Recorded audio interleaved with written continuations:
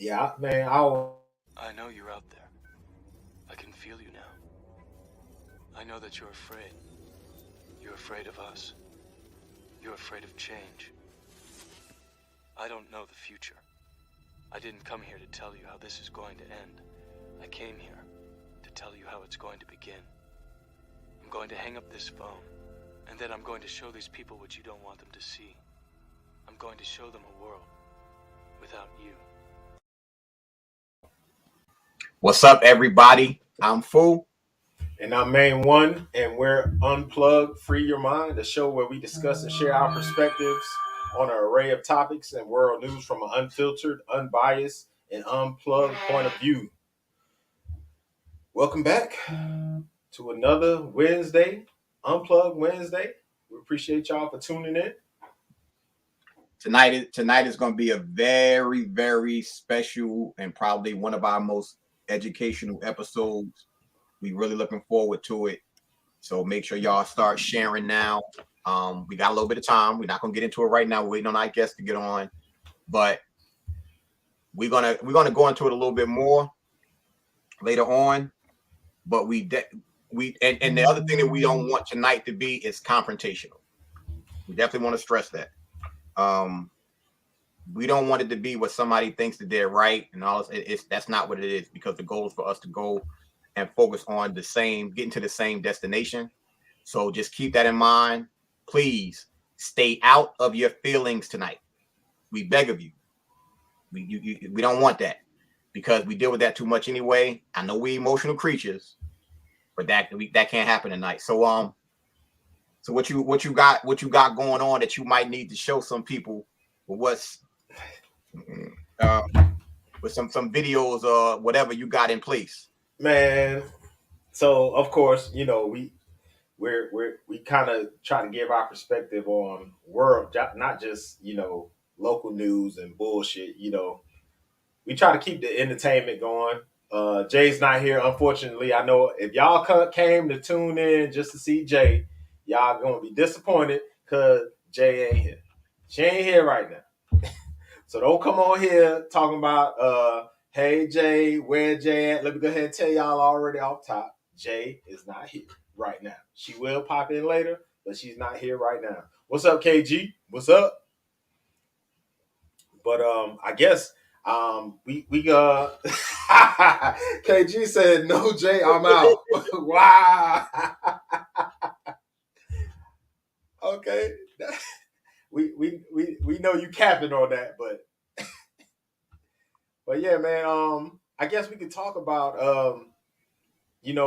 what you were talking about earlier. The shit we were talking about earlier with the gas shit and some of these dumb motherfuckers who just be like they just defend the shit.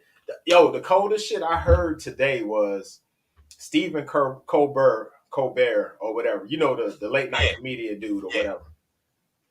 This motherfucker actually said to protect our democracy, the American people should just be like, fuck that gas is $15. We protecting America, some shit like that. I wish I'd have pulled up the video to hear so y'all can hear him say this bullshit. But it's like this is how these people think. And then he says, I got an electric car, so it don't affect me. See, that's how these motherfuckers think. If it don't affect them, then it don't matter. You know what I'm saying? And not to mention he make like a million fucking damn have $1 million a fucking episode or some shit like that or whatever.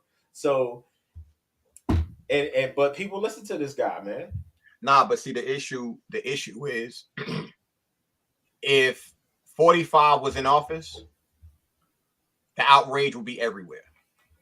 So the flip-flop that they did is they won't put a lot of people complaining about the gas prices.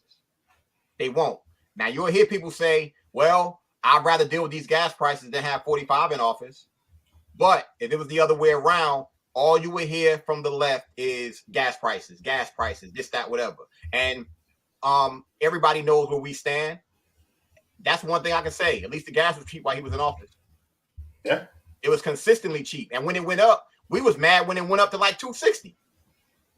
I take that. I'll Yeah. definitely take that. But when you create a, and I was talking about my younger cousin about this earlier. When you create a bad guy, and it always has to be that bad guy, so nobody will go with whatever he or she says. That's what we're dealing with right now. Because you actually got, I've seen posts that said, um, I'd rather have hot gas prices than that last person that was in office. What? Come on, man. Come on, yo. Stop it. And like I said earlier, motherfuckers can't tell you one thing they really dislike about this motherfucker. One real thing. You know, not the fuck the damn tweets and all the other damn shit, the dumb shit he say, but some real shit that they can't stand him for. You know, and I am not a proponent for 45. And I don't think I should have to say I should have to say that on this show. Everybody, I think our audience know where we stand, but it just lets you know how much the propaganda, um, how much the propaganda has been played on people, and people just fall for it. Um, with as far as with this Ukraine stuff though, man, I was talking to somebody the other day, and I think you might have been on it on the show. Might have said this on the Overflow show. The Cold War never ended. It never ended. All they did was kind of revamped it, really, because after the Cold War, they were not even supposed to be expanding NATO. And then when you start talking about NATO, most of these people who are on Facebook posts and shit, they don't know, they ain't got a clue what NATO is. They ain't got a clue what NATO does. They have a clue, but it's pray for Ukraine, pray for Ukraine, pray for Ukraine.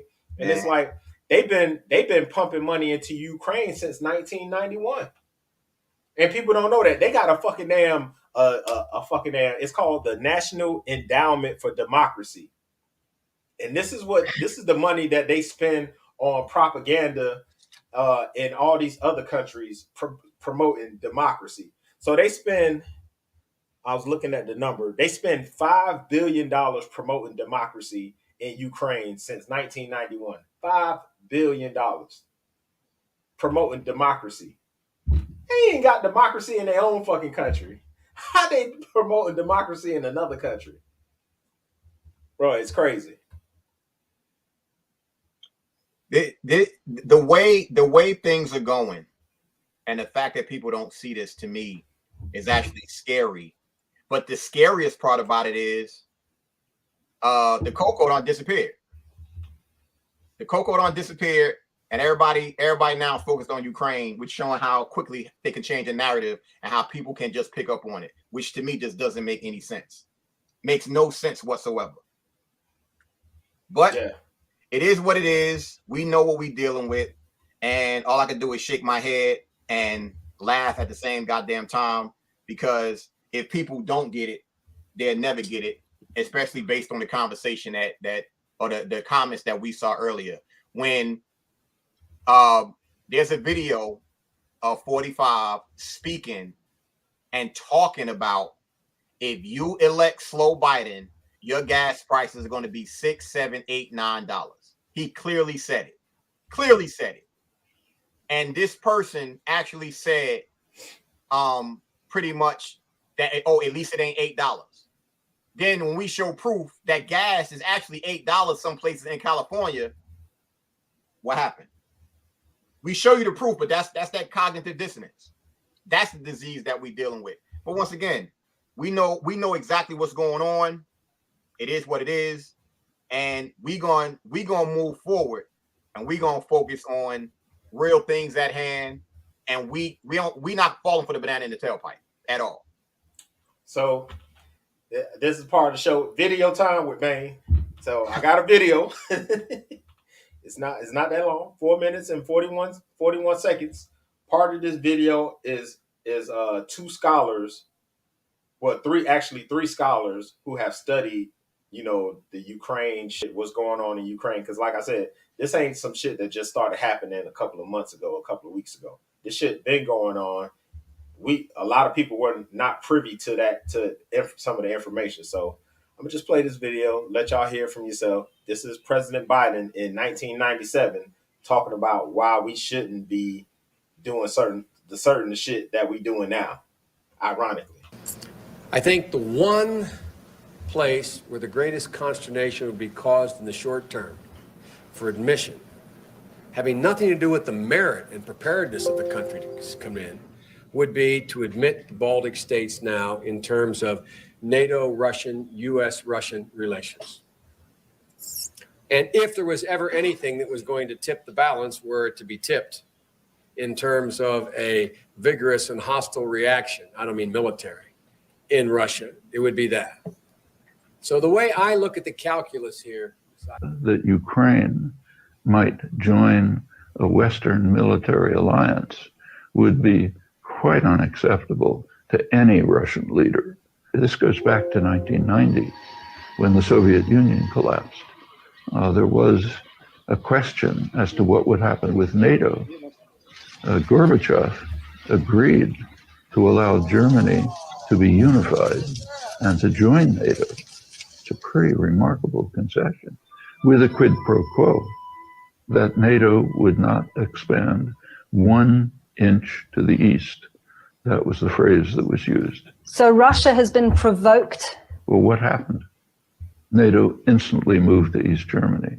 Then Clinton came along, expanded NATO right to the borders of Russia. Now there are the new Ukrainian government, the government after the overthrow of the preceding one. The parliament voted, I think 300 to 8 or something like that, to move to join NATO. Which you can understand why they would want to join NATO. You can see why Petro Poroshenko's government would probably see that it's protecting his country. No, it's not protect. Crimea was taken away after the overthrow of the government, right?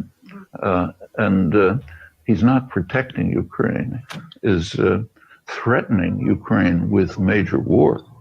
Well, that's not protection. The point is, this is a serious strategic threat to Russia. I hate to pause the video, but I just want to give y'all some context. This guy is Noam Chomsky. He's talking about this, and this was in 2015. This was after the United States interfered in the Ukraine election to put their Democratic-friendly president in, the guy who's in now. So he's talking about this in 2015. This is 2022. Russia, right, which any Russian leader would have to react to. That's well understood. If we move the forces, NATO forces, including American troops,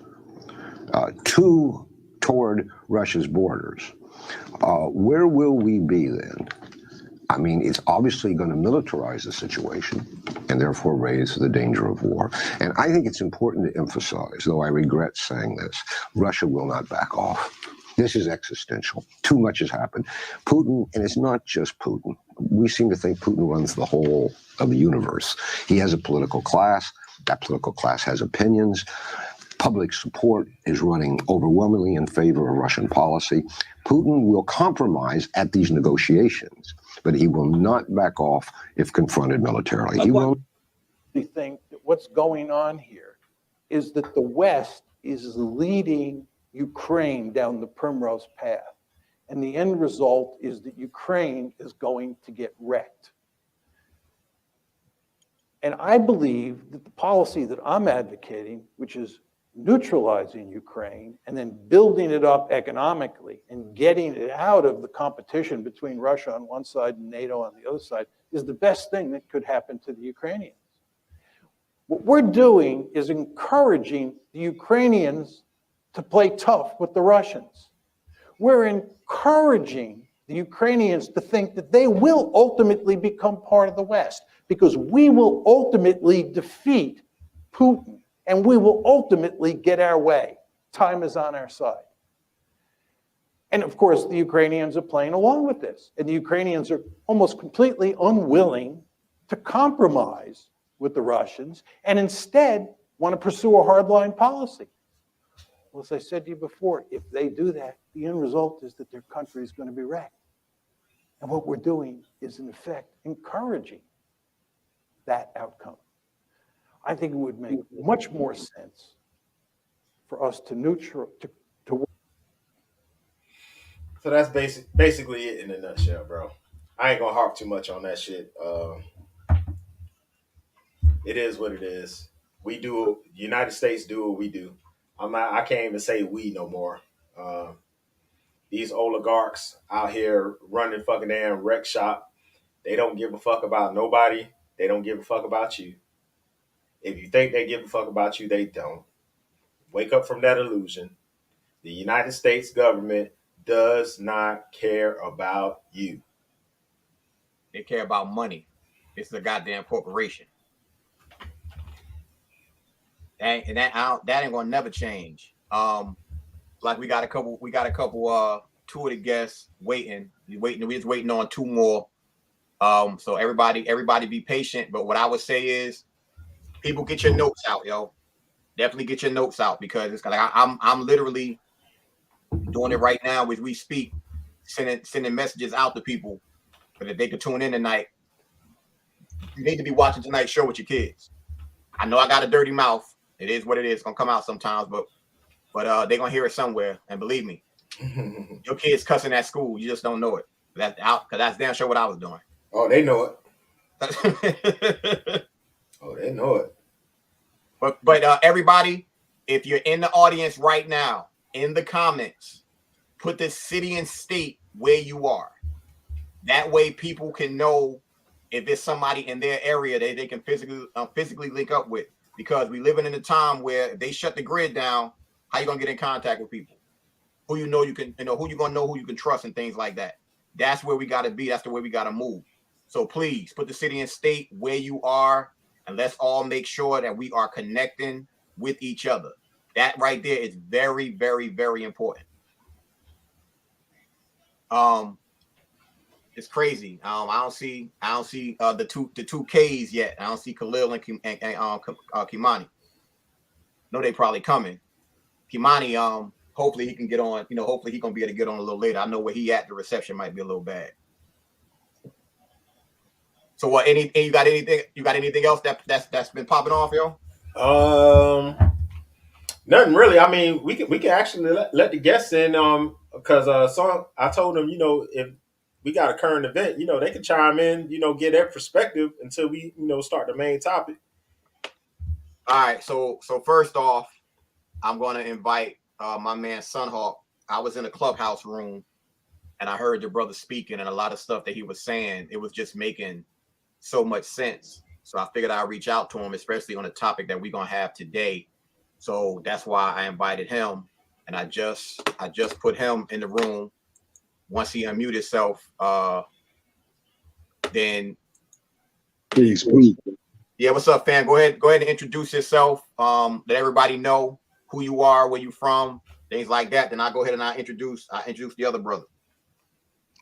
Peace, family. I'm a Sunhawk Fighting Eagle down here in Philadelphia, Pennsylvania. Well, as far as my people, we call this Cockwannock. Philadelphia's Cockwannock is a part of Lenapehoking. Lenapehoking is the area that reaches from southern New York between the Delaware River and the Hudson River, all the way down to the middle of Delaware, between right there by the Delaware Bay. So our territory spans that whole area, the whole New Jersey actually, and that southern part of New York. And I was born and raised here in Philadelphia, Pennsylvania, in Cockwannock. All right, that's one brother. The other brother is Tomahawk Tony. I don't know if he could. I think he's unmuted. But yeah, good evening. How y'all doing? There we go. Yeah, fam. Go ahead and introduce yourself and let everybody know where you are. Yeah, I go by Tomahawk Tony. Trailwalk and Adawa. It's one of my bloodline American nations. That's out of the Maryland, Virginia territories, if you will. I don't know what more to say, but yeah, I mean, whatever you like to ask. I mean, it's all good. That's what's up. Good to meet you, brother. Nice to meet you as well. Appreciate that. Just for everybody out there that's watching this show, the title pretty much of the show is, have you ever called yourself African American, or do you consider yourself an African in America? And we wanted to make sure that we had people get on tonight who could speak on this to kind of help people to understand that that's not That's not what it is. And I'm not one to say that I know everything and that I knew everything, because a personal story of mine is I went to a Catholic school from kindergarten to 8th grade. And in the 6th grade, Miss Oliver came to school with this big ass book. It's probably like this big. And she was talking about Egypt. So I've been fascinated with Egypt since I was a kid. And then when you start hearing the history and stuff like that in school, you under the impression that we are from Africa, things like that. You got the slave ships, everything, all of that. And that's the way I pretty much grew up. Then when you start having conversations and people start telling you that you're indigenous to this land, you start to understand what the truth is, and you have to question everything that you've been taught. Now, for somebody like me, I have an open mind. I never said that's not true, because certain things, when you start using critical thinking and logic, that's what it is. The average motherfucker is going to talk based on emotion. And I want to stress that tonight. You're going to hear certain things.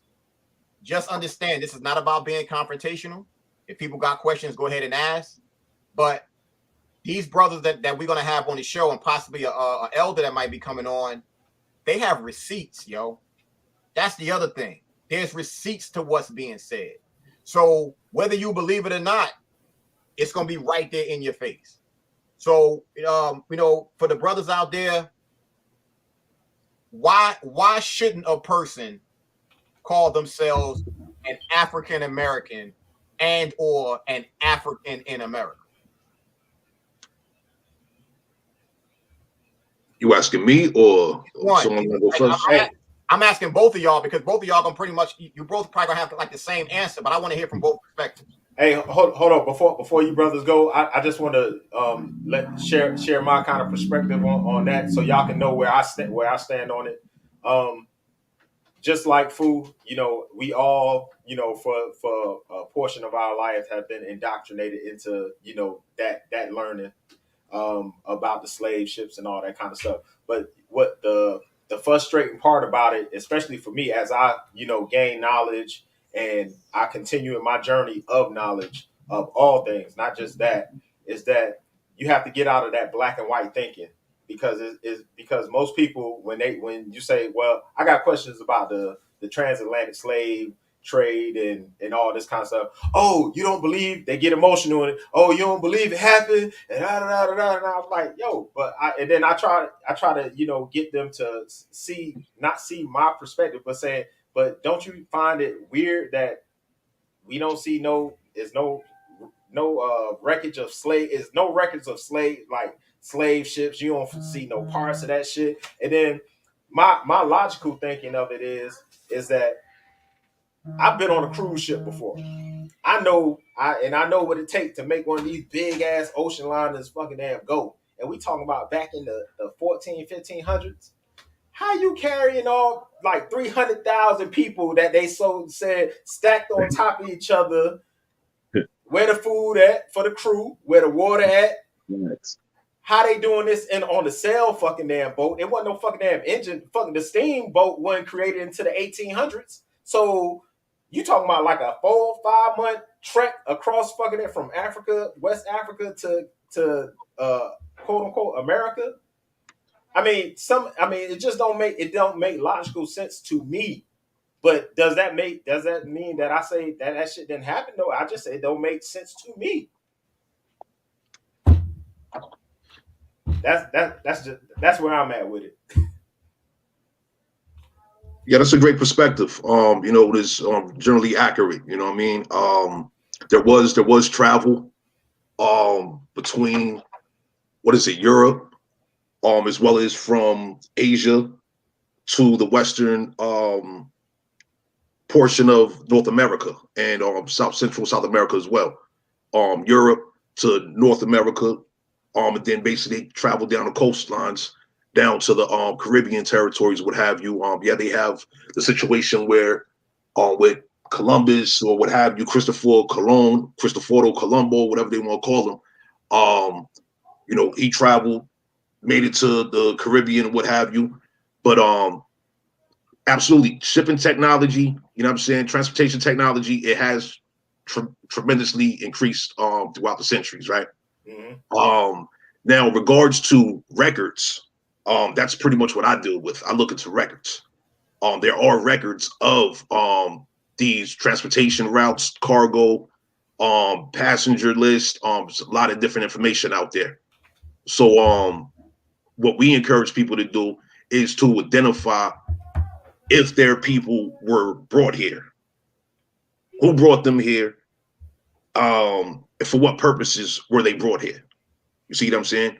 Mm-hmm. If people can do that, then yeah, they can make whatever claim to, being an immigrant and being entitled to potential reparations or what have you for whatever may have taken place with their ancestors. The flip side of that is for our American people, you know what I'm saying? We have our nations, our American nations that need to be restored as a result of, 500 plus years of colonization. To the question of being identified as an African American, first and foremost, that is a foreign political construct. You know what I'm saying? It's improper. You see what I'm saying? We all have our national origins, whether the person is foreign to this American continent or not foreign. You know what I'm saying? We have our nations in which we are genetic bloodline descendants of.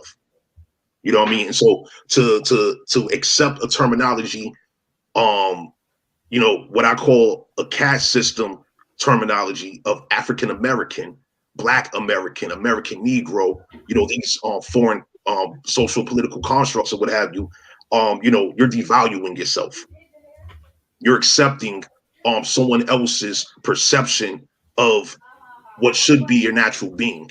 You see what I'm saying? And you've accepted a commercial, unnatural being, artificial, in other words, type of designation for yourself, and it's just completely improper. It's incorrect.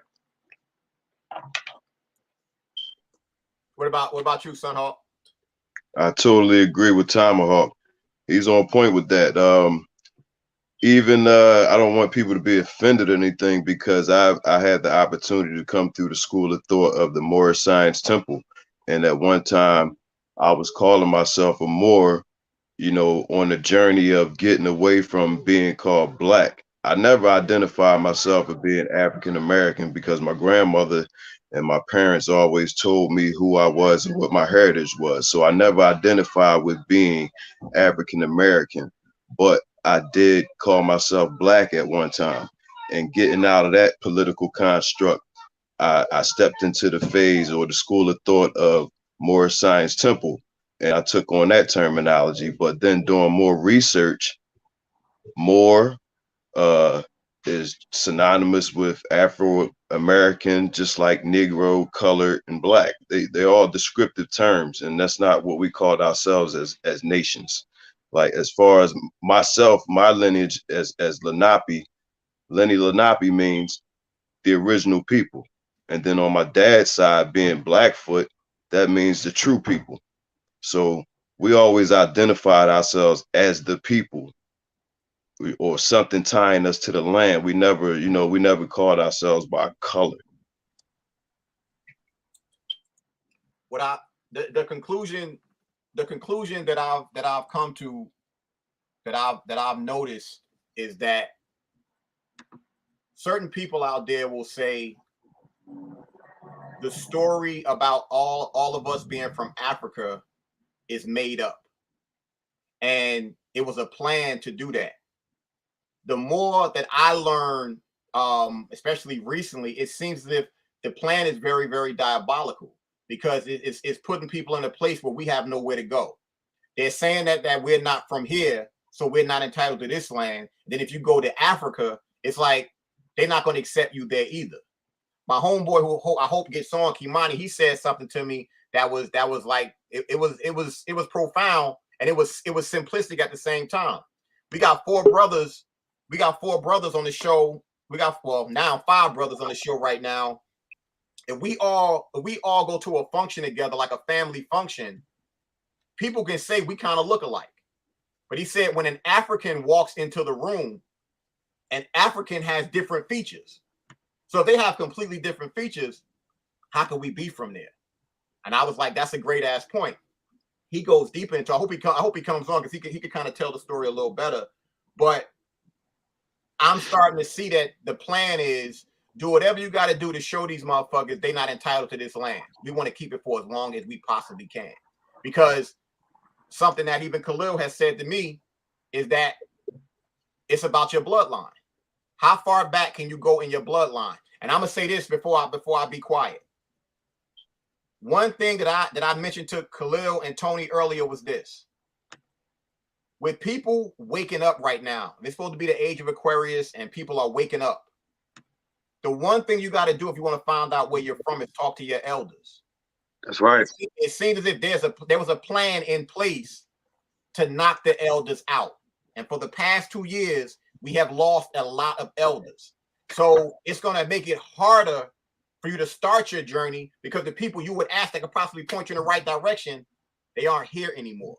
So people got to pay attention to that too. That could all be a part of the master plan that's going on. Oh, that's a great point. Bria, I just want to send peace to my brothers. You know, pardon my lateness. I'm selling moss like crazy around my way. So got clients never stop. But definitely I don't want to interrupt. Whatever you are touching on right now, I'm flowing with. So you're absolutely right, my brother. Peace to the family online. Peace, brothers. How y'all doing? No, appreciate your presence. Appreciate the invite. No doubt, no doubt. I mean, the floor is open, and for anybody who's in the audience, if anybody wants to come on camera to ask any of these brothers any questions, then that's what it is. Because at this point, people have to start asking those questions. Because bottom line is, there's land that you're entitled to. Now, they aren't going to make it easy for you to get it, but trust and believe, it's there. I know for me, from what I've been told, with my family, pretty much the mother side of my family, pretty much from North Carolina, they said that Cherokee is pretty much going to be my tribe. So now it's a matter of me starting my journey to find out exactly what it is, to ask family members questions and things like that. But these brothers can also help you start that process, and we all need to do it. We all need to do it because we can't be blinded. Like me, I'm the same way. I have never called myself no goddamn African American. When I was a kid, it didn't make no sense to me. I'm like, where the fuck did that shit come from? Me too. Same here, bro. Same here. It never made sense to me. Just naturally. Yeah, absolutely. It didn't sit right in my spirit. But Think about it. I kind of took a journey before my dad passed in 2020. You know, I started asking him questions about his parents, and my dad was born in 1938.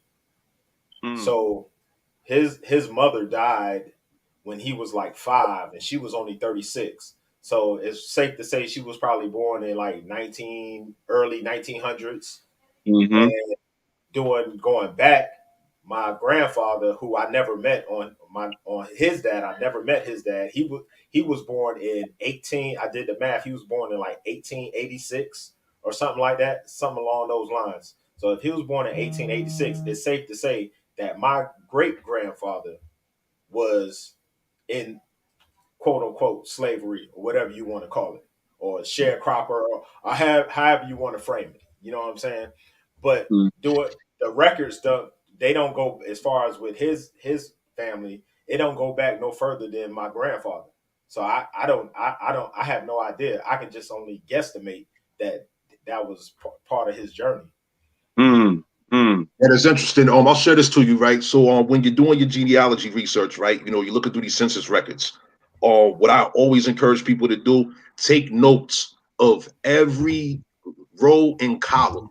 All right. Every row and column, you want to assess all of that information. For example, right, you may see that your peoples, they spoke English, but they didn't read or write it. Okay. That's very key. All right. Also, take note of where the record says that their mother and father was born. All right. That's also key, because when you're dealing with foreigners and things of this nature, right, it's going to blatantly say they was not born in any of these American territories, first and foremost. All right. Now, continuing with that, right? Observe the occupation. All right. Our ancestors were skilled people. For my people, for example, right? One of my great grandfathers, he was a plasterer. All right. So that's like a combination of carpentry, you know what I'm saying? And you know, bricklaying, masonry, you know what I mean? Like serious construction work. That's skilled work right there. You know what I'm saying? You can't be a fool doing that type of work. And then at the same time, you want to pay attention to land ownership. Okay. When you're looking at these census records, if it says your people's owned land, all right, during this period of the you know the mid to early 1800s, that means that they wasn't a slave. And so when you see that your people was a landowner, right, during a period of quote unquote slavery, right, then how can you be a ADOS, you know, a American descendant of slaves? You see what I'm saying? All of a sudden now, you know, you really got to consider your true reality and the reality of your people. Yo, I don't mean to interrupt you. Mm-hmm. You just said something that just sparked a fucking a light in my head. Mm-hmm. That's kind of based on what you just said. That mean that 40 acres and a mule shit was bullshit. There it is. That's right.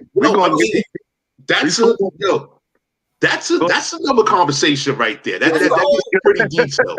Because you know, the 40 acres and a mule was entitled to people that participated in warfare.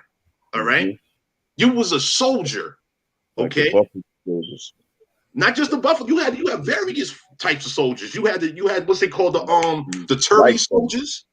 Yeah, you had various breeds of soldiers, foreigners generally speaking, right? And they was given land to engage in warfare here in North America. They was given our ancestors' land, all right, for going to war against us. And if they chase us off the land, if we had to flee the area, we had to retreat or what have you, and double back or what have you. You know, it was a lot of warfare going on. And so these people were rewarded for their engagements in combat against us.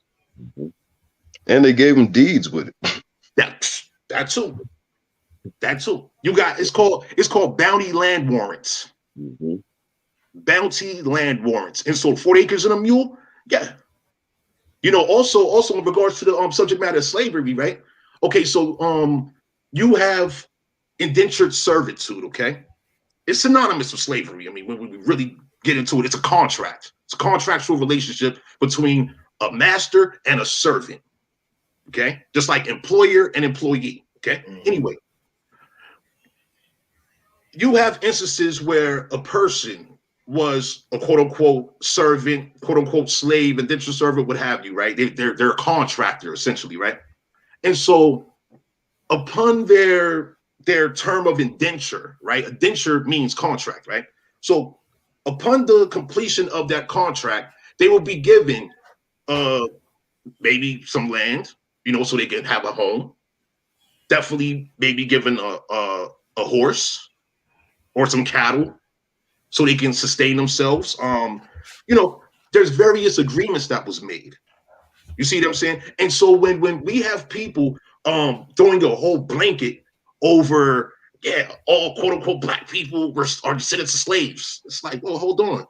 There's a lot to evaluate here. Not everybody's experience was the same. Just like you know, we have this brother here. He's the Napi, what have you, right? His experience in the north, right, in the mid northeast or what have you, his experience was different than that of the Indians in Florida. Certainly there's some similarities, but there were different experiences. I'll give you an example, right? So you have a situation where you had Indians literally having to buy their people that were captured and sold as slaves.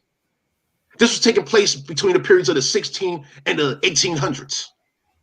This is documented history here. Some of my ancestors, you know what I'm saying? Like not immediate ancestors, but like, you know, cousins and, you know, generally speaking, just kin. They were kidnapped. Georgetown University participated. They hired people to go kidnap Indians, right? They sold them to the Jesuits, and then the Jesuits end up sending them down to selling them down to Louisiana. That's my Turner blood that this took place with. And this is documented for numerous nations. And I also have documentation of the foreigners literally saying, yeah, you know, we want to go and attack the Indians and we want to capture them so we can sell them. But the only thing we hear about for our brown skin, natural brown colored people, our natural American people, only thing we hear about is the quote unquote African slaves. Mm-hmm. And their experience, but nothing about our American people's experience. And the reason for this is it makes it easier for the foreigners to, exterminate us. Because I have that documented as well. Their agenda is to annihilate, exterminate, make us extinct as they colonize our land and exploit our people. They want everything that we have. And it's evident. It's all around us every day at all times. It's all around us. Mm-hmm. You see what I'm saying? And so when we have people taking the time to inform the general public, if you will, via social media, because it's been going on for years, showing people how to do genealogy, showing people different things in law and history and how it all relates from then to now, right? Getting to these land patents and these land records, explaining, real world events that occurred for our people and who was against us throughout all these centuries, right? Oh yeah, let's go ahead and introduce this disease or illness situation, right? And let's reduce their numbers, because essentially that's what we want to do. Mm-hmm. We want to reduce their numbers. We want to reduce their population because if any of them live, then they will have a claim against us. And this is what it's about. Yo, I got a question for both of y'all. This shit, like, once again, shit popping in my head. I'm under the impression, based on the conversations that we having, both of y'all know exactly where you're from in this country, right? To a degree. Yes, sir. Okay. Here's how I want to frame this. If y'all took one of these goddamn DNA tests and it said you 50% Nigerian, 30% this, and all, like, throw all of that shit in there. My question is, if y'all had your bloodline showing exactly where you from, where they get that shit from? Like, do they do like this with the motherfucking dice and be like, all right, we're gonna say this? Like, they got to, because that is all for profit. It's for profit, and like you said, it's to take us further away from our land and our heritage. That's the absolute truth. And so, I'll pull up this document in a minute, right? But as I mentioned to you earlier, Fu, so once upon a time ago, you had an organization called the American Colonization Society, right? They was working with a series of abolitionists and Christian missionary groups, etc. You have including Marcus Garvey. Oh yeah, Garvey was involved, but prior to Garvey, there was a celebrity preacher. Maine, aka the political agitator. I believe it was him. He said that his peoples is out of what's that, North Carolina? Nah, my people from Georgia. From Georgia, okay. It was you, Fu, that said your people's from North Carolina, then, correct? Yeah. Okay, now check it. Henderson, North Carolina. Okay, now check this out. There's a guy by the name of John Merritt, okay? I'm not sure if you ever heard of him, but he was a celebrity Christian evangelist, and he became a celebrity Christian evangelist because he converted the Cherokees in North Carolina into Christians. The Cherokee King, specifically. This is documented, okay? And so he was participating, John Merritt he was participating in this American Colonization Society agenda, which was to basically immigrate or immigrate American Indian people, our American people, to Africa, to a place called Liberia, the capital being Monrovia. That's right. And so this happened back in the early 1800s, okay? And if I'm not mistaken, the Tubmans had a lot to do with that as well, right? Oh yeah, it was a lot of people that was involved in this. Harriet Tubman and her. Harriet Tubman, yes. The Tubmans. Harriet Tubman, Frederick Douglass, It was a whole series. It was, I mean, it's just too many people to name for real. But yes, pretty much the people that celebrated every year for Black History Month and things of this nature, yeah, they participated in this. They participated in a lot of corruption. We got And another. so anyway, fool. I know you're about to say something, but let me just finish this point real quick, right? So here it is. You have these American Indian people that was shipped to West Africa, upwards of 10,000 of them, right? Mm-hmm. And then here it is, upwards of 200 years later. There's DNA tests talking about, oh, yeah, 50% of you come from West Africa. This is a clear agenda here. Mm-hmm. A clear agenda. You see what I'm saying? And for the fact, you know, you have people that have been conditioned to try to shortcut something like, oh, let me just pay this $50 to $100 and find out where I come from because I think I want to know. Versus, nah, I want to see the records. Show me the records. I want to see the ship manifest. I want to know the captain of the ship. You know what I'm saying? I want to know the name of the ship. You know what I'm saying? I want to know where the ship docked and ported at. I want to know everything. I want to know the slave master name. I want to know his descendants. I want to know all of that. Right. But people aren't really doing that, are they? And They just spit in here and pay this money. And not to mention that fine print when you give away your to that DNA test, that fine print says they get to do whatever the fuck they want with your DNA.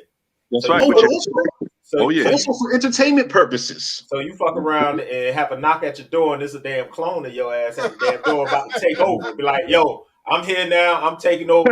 Bye bye. Yeah, Out that's of right. here. You know what I'm saying? We got another guest. Let's see who this is. Tanaris. Peace, Quinn. You're muted.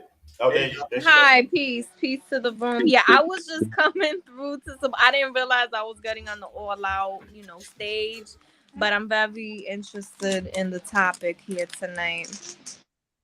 Oh, all right, no problem.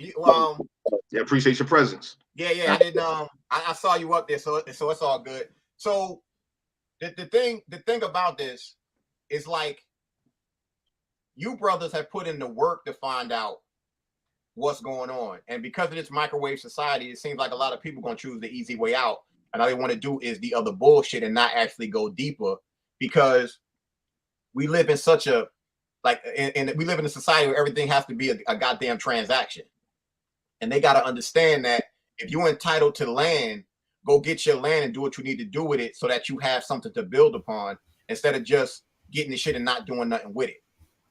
At least, like, my situation is probably gonna be easier than most people because at least there is land that's there that they probably just bought back in the day. That's probably definitely not the land that's entitled to the fucking family and me or anybody else, because it's gonna be much more than what it is because of that particular area. It's just about finding out what the truth is.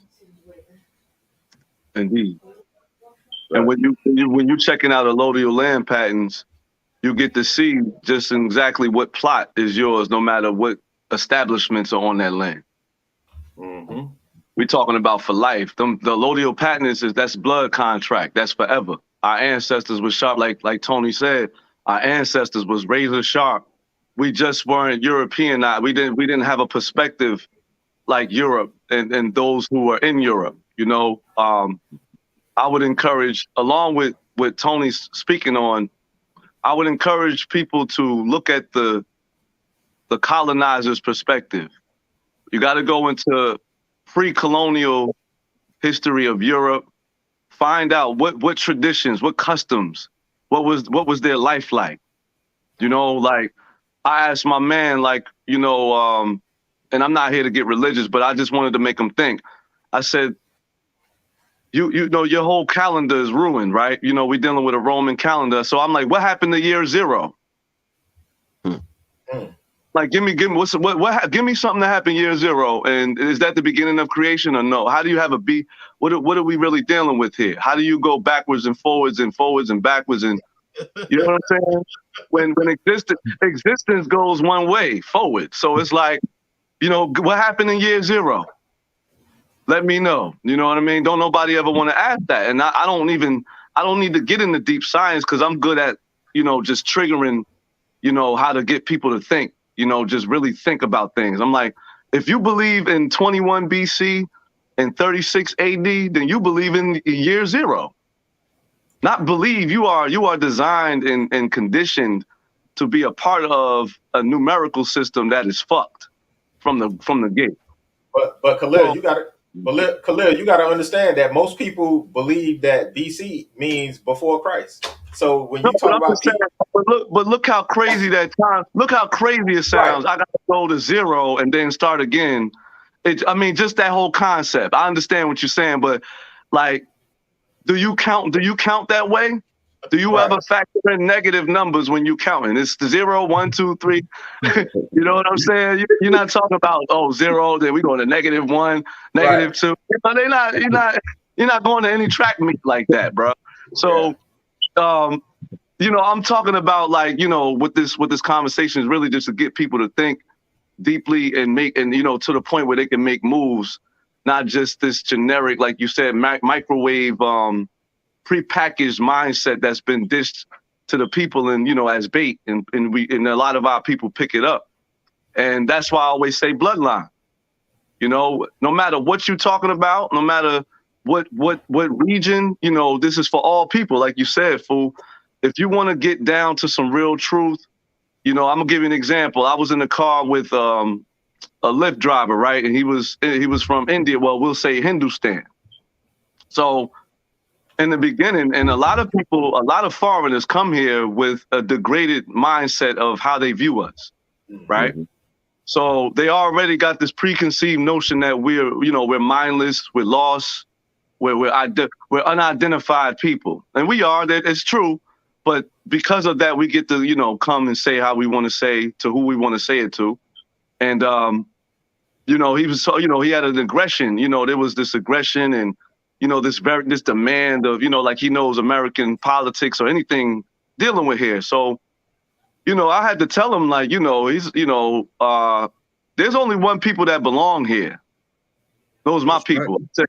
Is it true that your country of origin used to be called Hindustan, right?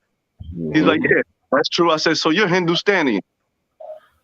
I'm like, India is a donated. That's a donated corporate term. It's not even a name. It's a corporate title, if you really want to get technical with it. And immediately, the respect, there was a whole different vibe. That's right. In his approach. There was a whole, like, he was, you know, like, driving me like he was my chauffeur. It's like, yes, sir. Is this good enough? I say, yeah. And there's certain things like that we got to start standing up for, because you can't lie about bloodline. DNA don't lie. I know the body. The body don't lie, man. So, you know, that's just my little experiences, you know, here and there, with just, you know, really vibing off of who you are. And if you're unidentified, then you can relate. If not, if you know you from Ireland, then this ain't got nothing to do with you. Mm-hmm. If you know you from Ghana, Nigeria, this ain't got nothing to do with you. Mind your business. Just learn. Take a pen out and write, because you need to know this too. That's all I really got to say in regards to the topic. You know, flowing with the topic is that there has to be an audacity check, because everybody else just thinks that they can just chime into our business as if they relate. And I'm like, until you are able to until you walking around and you don't know where you are, who you from, and that you from the land you walking on, then you don't relate to it. You don't have no idea what level of trauma generationally that our group of people has been going through. So, and that, I mean, to me, based on what you just said, that also plays into the fact that they always say, if you don't know where you've been, then you have no idea where you're going to go.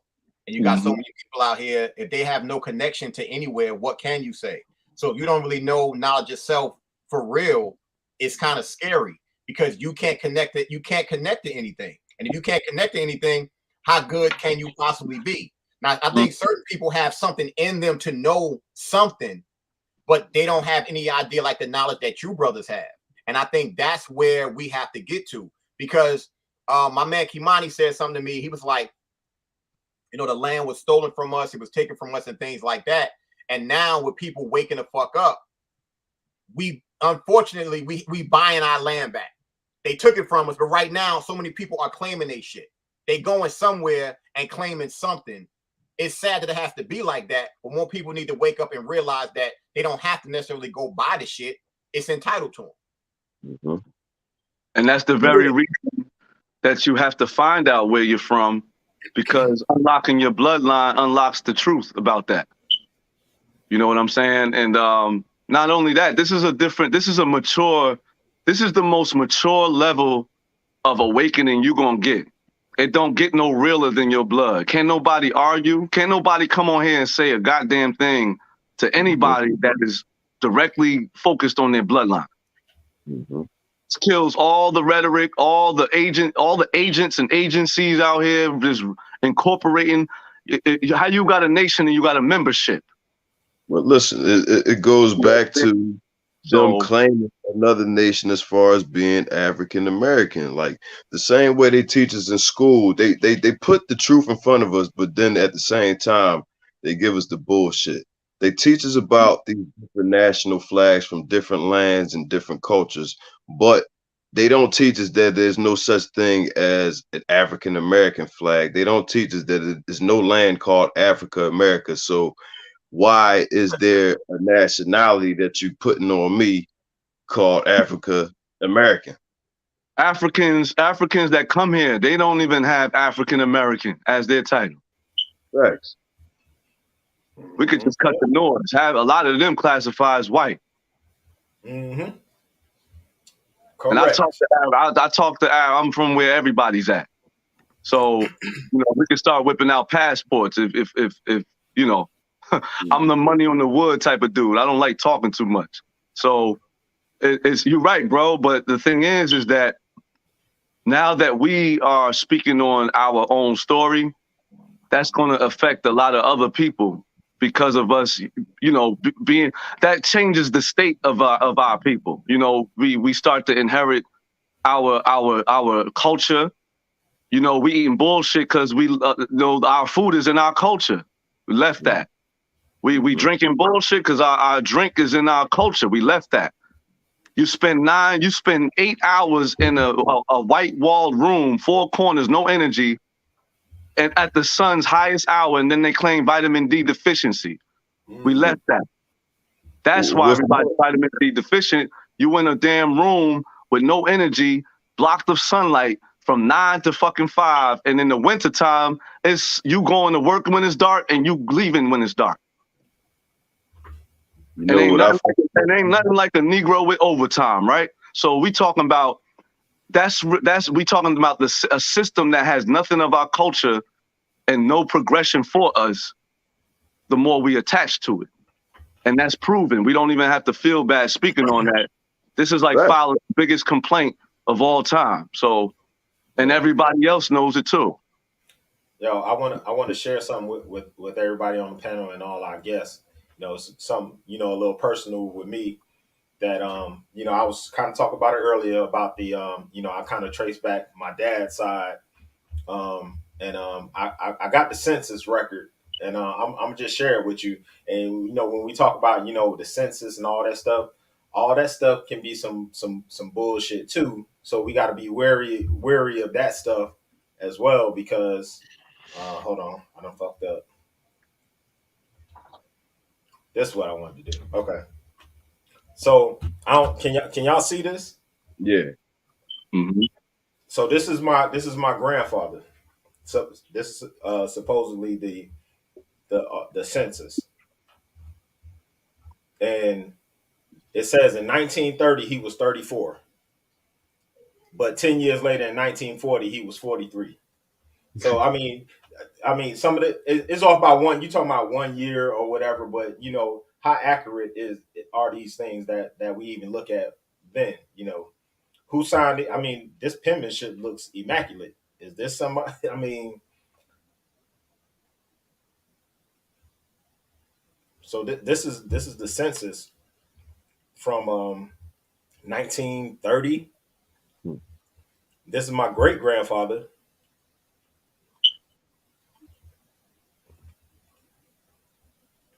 I think I was able to get my hands on the 1880 census, and I found my grandfather and my grandmother's ancestor on the same two sides of the same land, of the same business. Yeah, on the freedmen's list.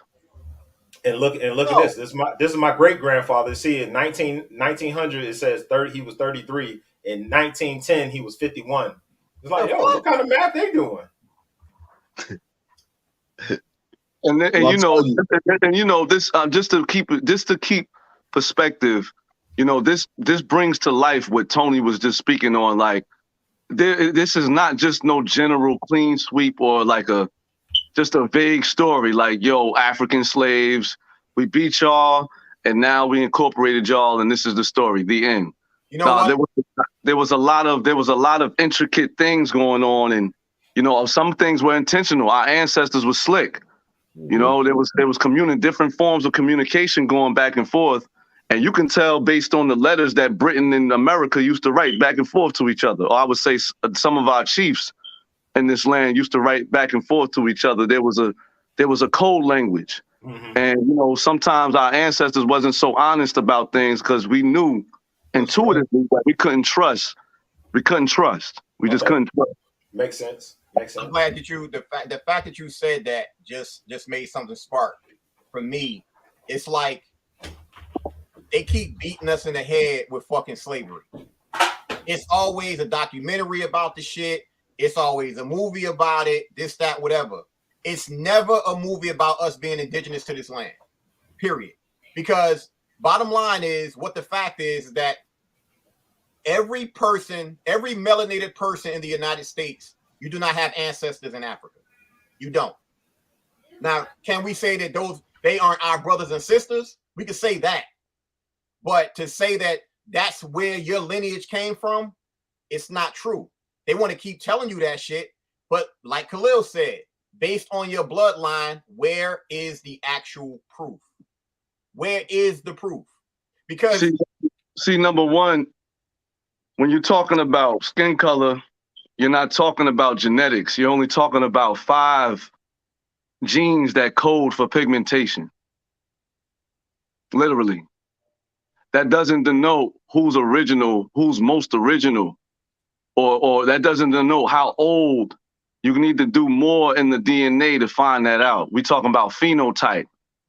I used to wonder why I have this reddish undertone under my skin at all times.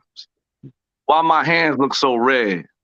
How come my skin look like I'm brown, but when my skin hit that sun, I'm red. Mm-hmm. My mother's eyes is like reddish brown. I'm from Creekland on my mother's side, right there in Wrightsville, Georgia, Dublin. Certain areas down in that area. So I just look at myself and I'm like, I'm exactly what they describe. Can't nobody debunk that. And I don't see a red person coming from that side of the world. Like definitely not. Yeah. I mean, that's what I'm saying. Like Crayola, you got brown, you got reddish brown, you got all different flavors. So I'm bringing a mature conversation so we can open up the scope for everyone. Yeah. Everyone. This is everyone's truth. Everybody want to have their truth, right? Go check your bloodline then. But we gonna let everybody get what they want. Go check where you from, and like Fu said, go honor. This helps you honor your parents. This helps you honor your grandparents. But most people are too afraid to address that. Most people are too afraid. That's why they love the slave narrative. They love the movies and all that kind of stuff, because they feel like it's something. They feel attached to it in some kind of way. And and like I said earlier, you know what I'm saying? That's if you really put your thinking cap on, if you really think about this, that shit don't make no sense. It don't make sense. You can't tell me that they quote unquote brung 12 million people across the fucking Atlantic fucking ocean on fucking sailboats. These ain't speed boats, ocean liners, these sailboats, and niggas stacked on top of each other. How many people was on the crew? How'd you feed the crew? What kind of water were they drinking? How were they using the bathroom? I mean, so what kind of journey was that? And then what was motherfuckers in Africa doing while y'all was doing this 3 to 4 month journey, waiting to come back? Which I was like, well, we'll see if they come back. We ain't fight. So you saying we weak?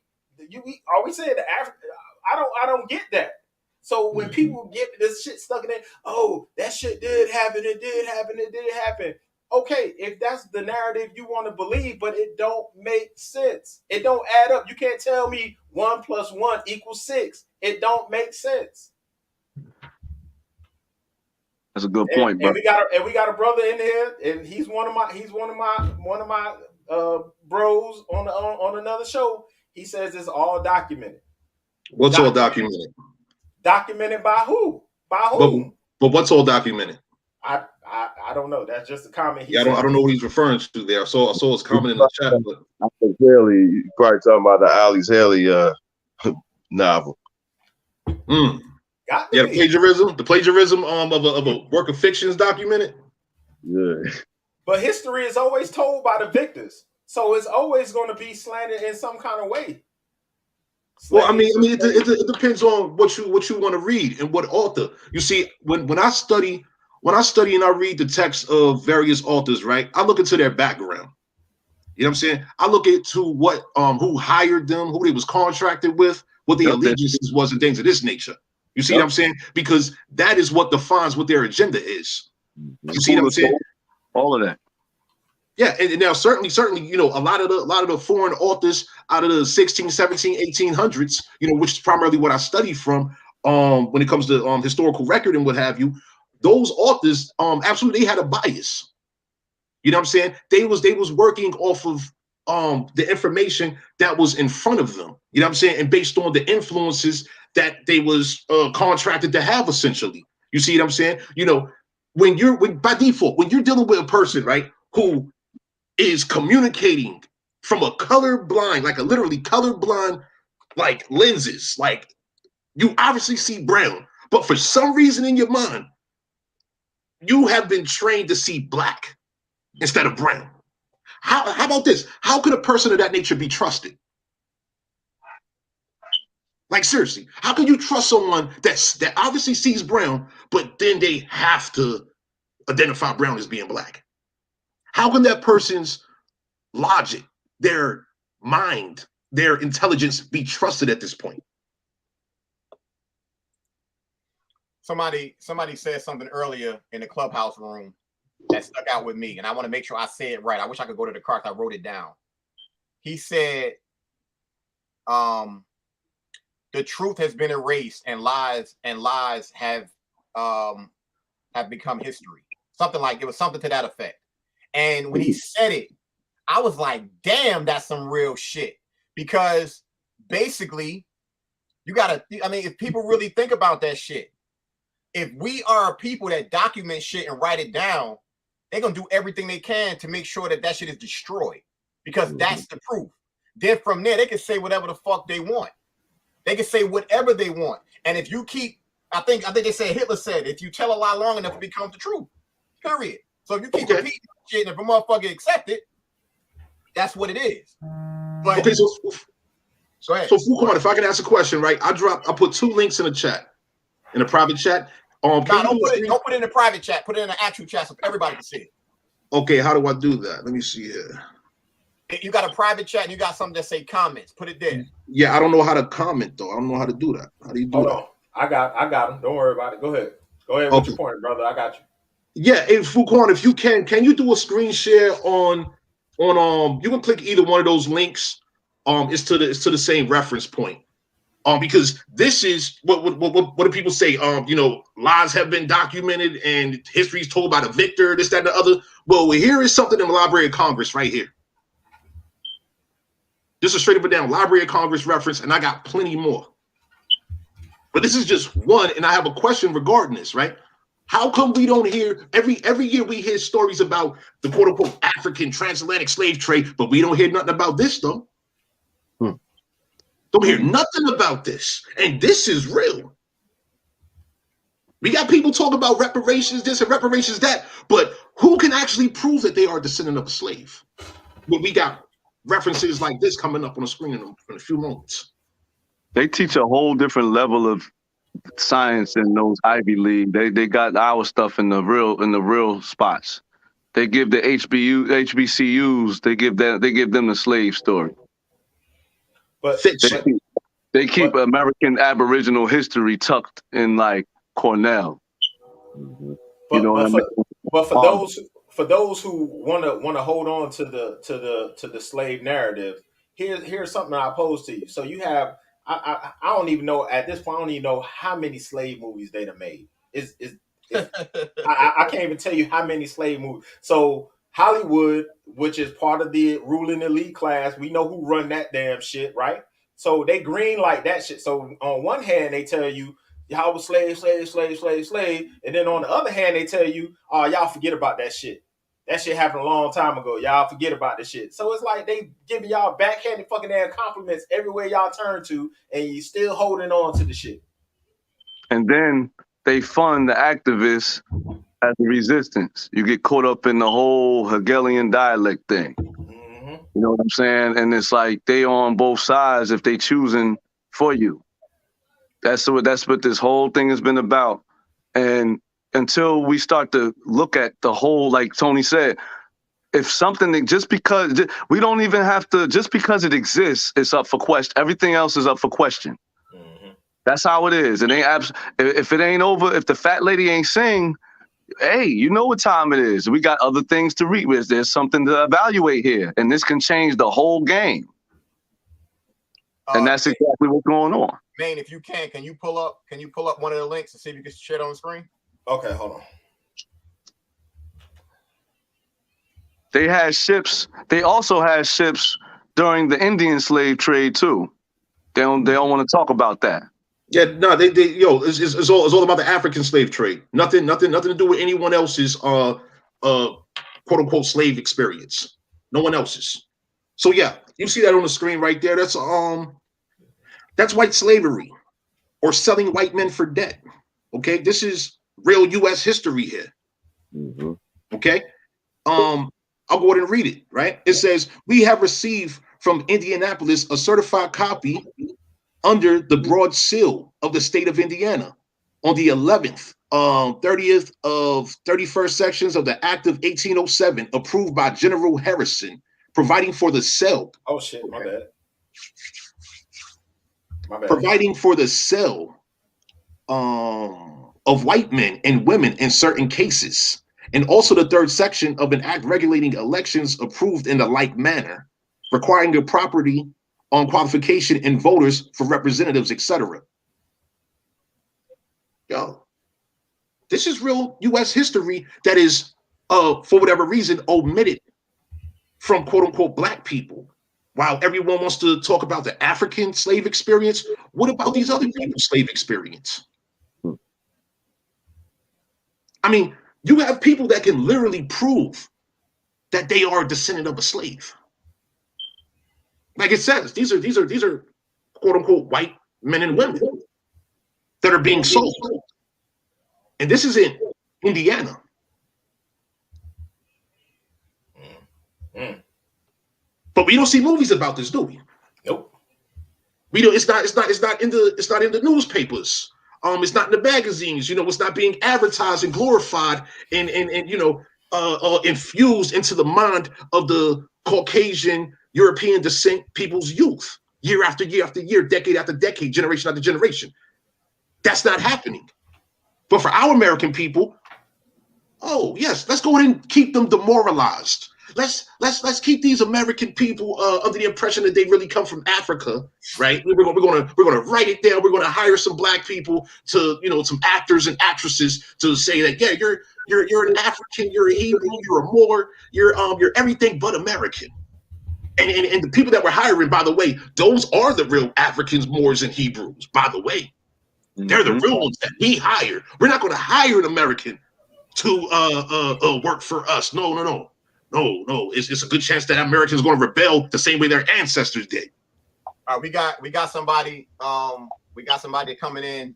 BT, if you got any questions, and feel free to go ahead and ask. If you got people that can answer your questions with receipts. How's it going, gentlemen? How y'all doing? What's up? How you doing? All right.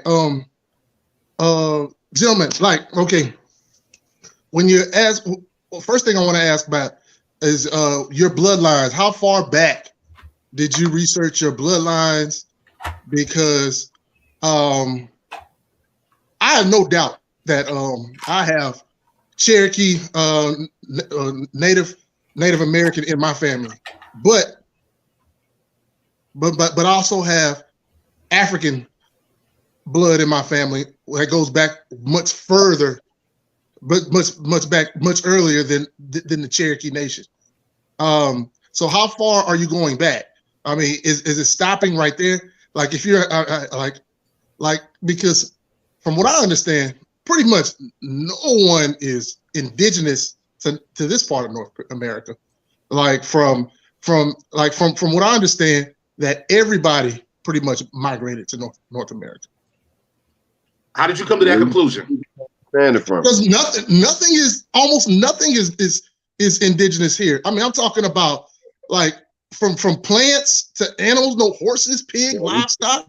Nothing is indigenous to this country. They were all imported. Everything was imported. Camels, horses, all of that shit started here, bro. What about the export? What about the export? No, I mean horses are European from Spain and all that. No, horses are definitely not. Everything came over on boats. That's because you're indoctrinated, bro. Do your research. Do some further research and see that all of those horses, jaguars, camels, all of that shit started right here. Started in the United States. No, there's nothing I've seen. Not the United States, in America. In America. Or North America. How about that? Nowhere on the continent. None of that. I have no idea. I have no idea what you're referencing or where you received this type of belief and influence from. But you are highly incorrect and inaccurate in what you're communicating right now. You are highly like everything you're saying is highly flawed. Okay, all right. I'll be more than happy if y'all give me any type of documentation that tells me about where those animal species where they're indigenous to. I'll be. Do you see deer? Do you see deer? Do you see deer? Do I see deer? Yeah. Do you see deer? Where you know, North in America Texas or where? Just North America. Have you seen any deer in North America? Do you see hawks and eagles? Yes. Do you see crows and squirrels? This is the land I do. Okay. So are you saying that they were imported and they're not indigenous to the land? Oh no. Vermin and things like that. No, they weren't imported. No, but I'm talking about livestock, hogs, horses. Bro, where does livestock come from? It comes from the wild. It was domesticated. These are animals that are used in trade and barter. So, yeah, it makes sense that they come from other places. You know,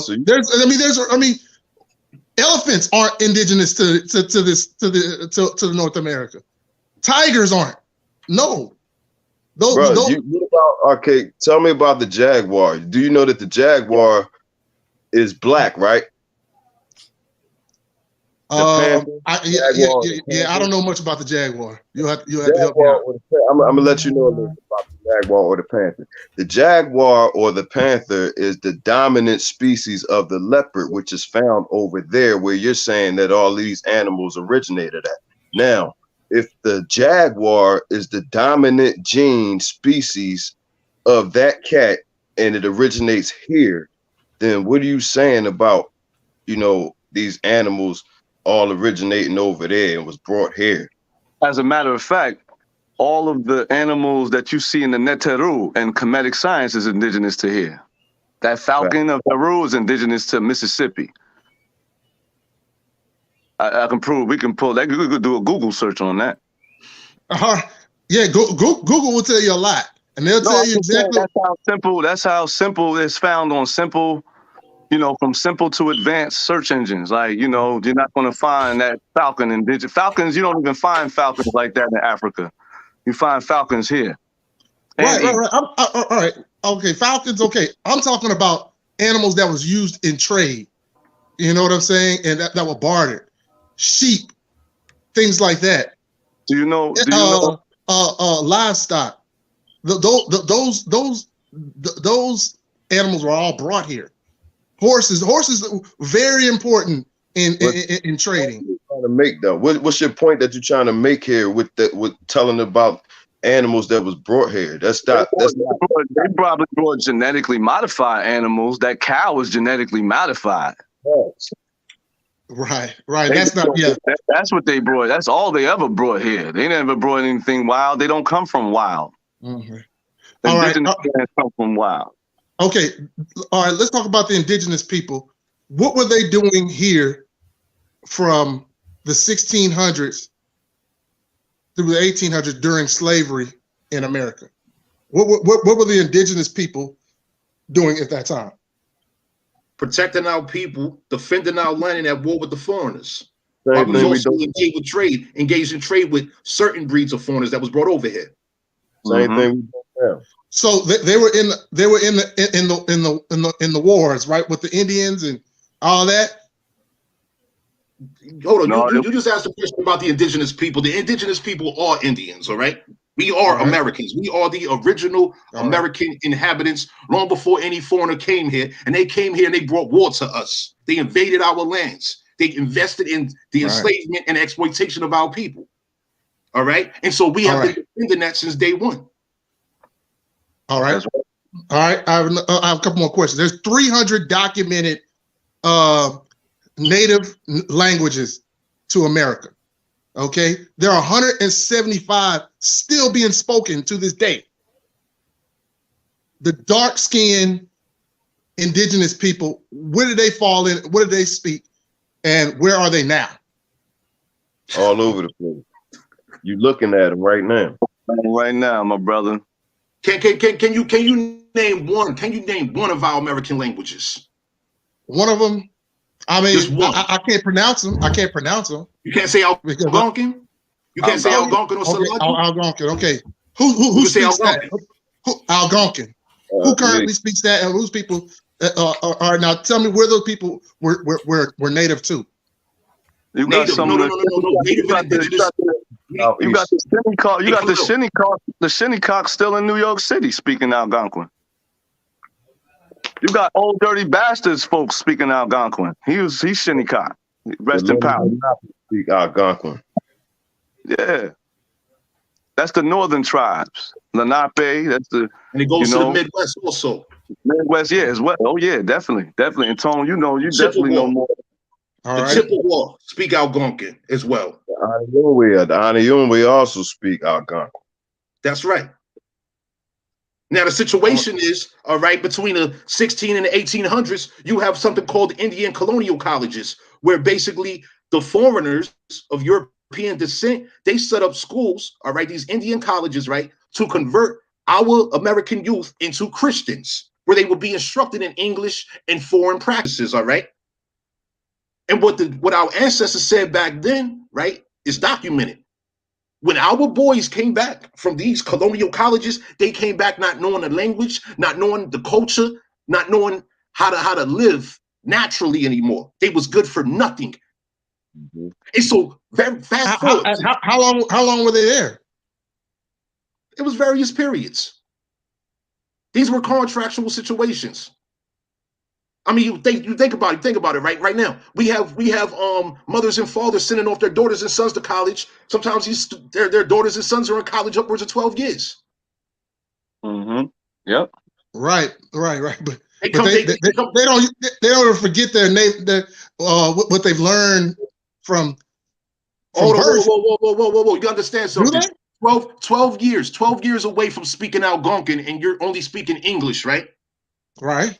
Consider that. Just consider that. 12 years not speaking your mother tongue, right?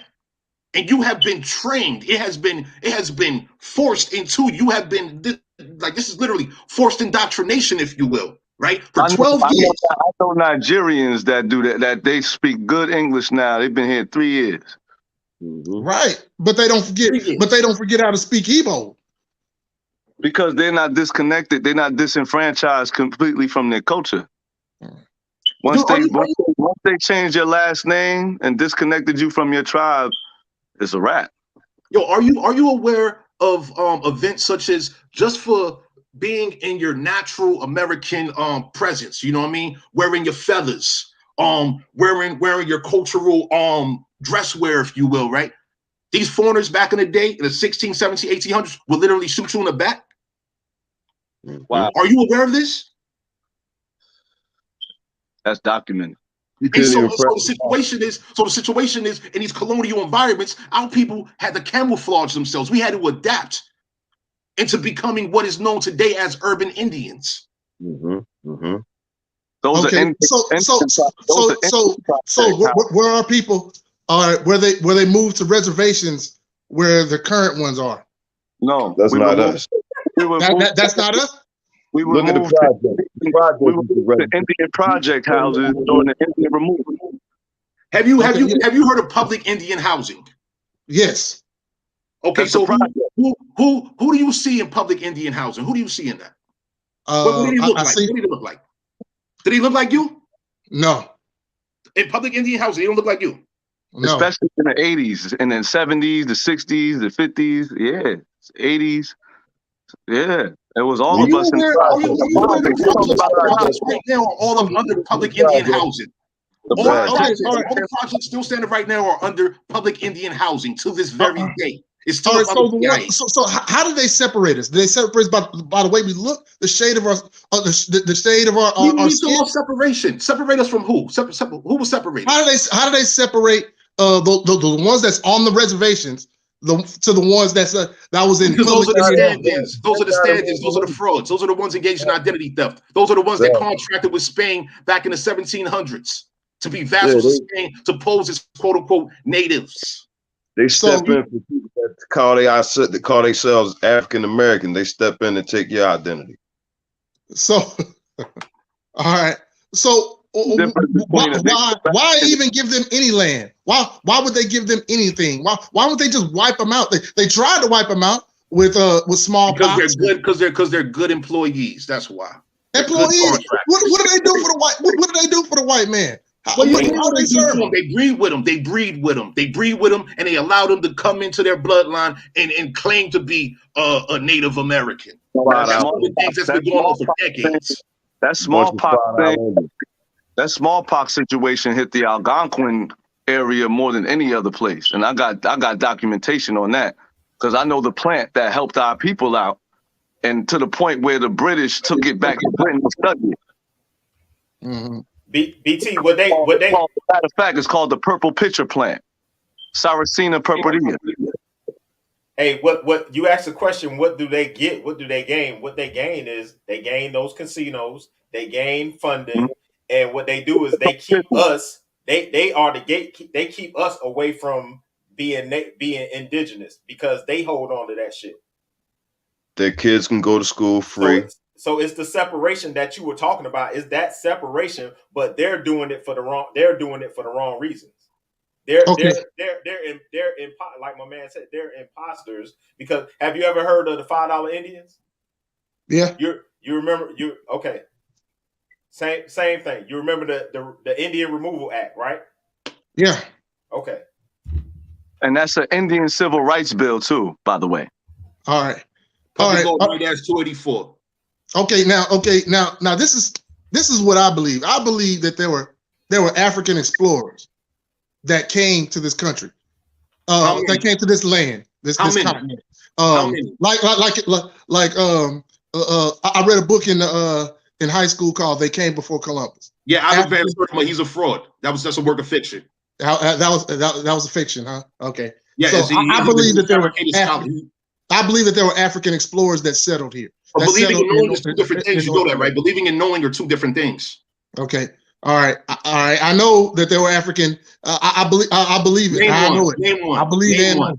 Hold on. Name one. Hold on. Let me ask this very important question because when people say they research, I don't think they honestly know what research means. So Ivan Van Sertima, he wrote this book, right? Right. In that book, when you write a book, you have to have references, right? Correct. Did you research all of those references? No, absolutely not. Just like no one does. Research every book that they've read. Do you know how many? Don't project what you did, what Okay. you didn't do on No, everybody I else. didn't. Just say I didn't do that. Okay, Oh, I didn't do that. You didn't do that. So your reference point is only that book. So who's to say that book is factual? So you're going off and saying, hey, I read this book and it says that it has so many explorers. Okay, but where did he get the references to put that in that book? And then you have to look at that, go research that reference and find where that reference came from, and then research the reference that they got from that reference. Right. That's called research. You're right. You're right.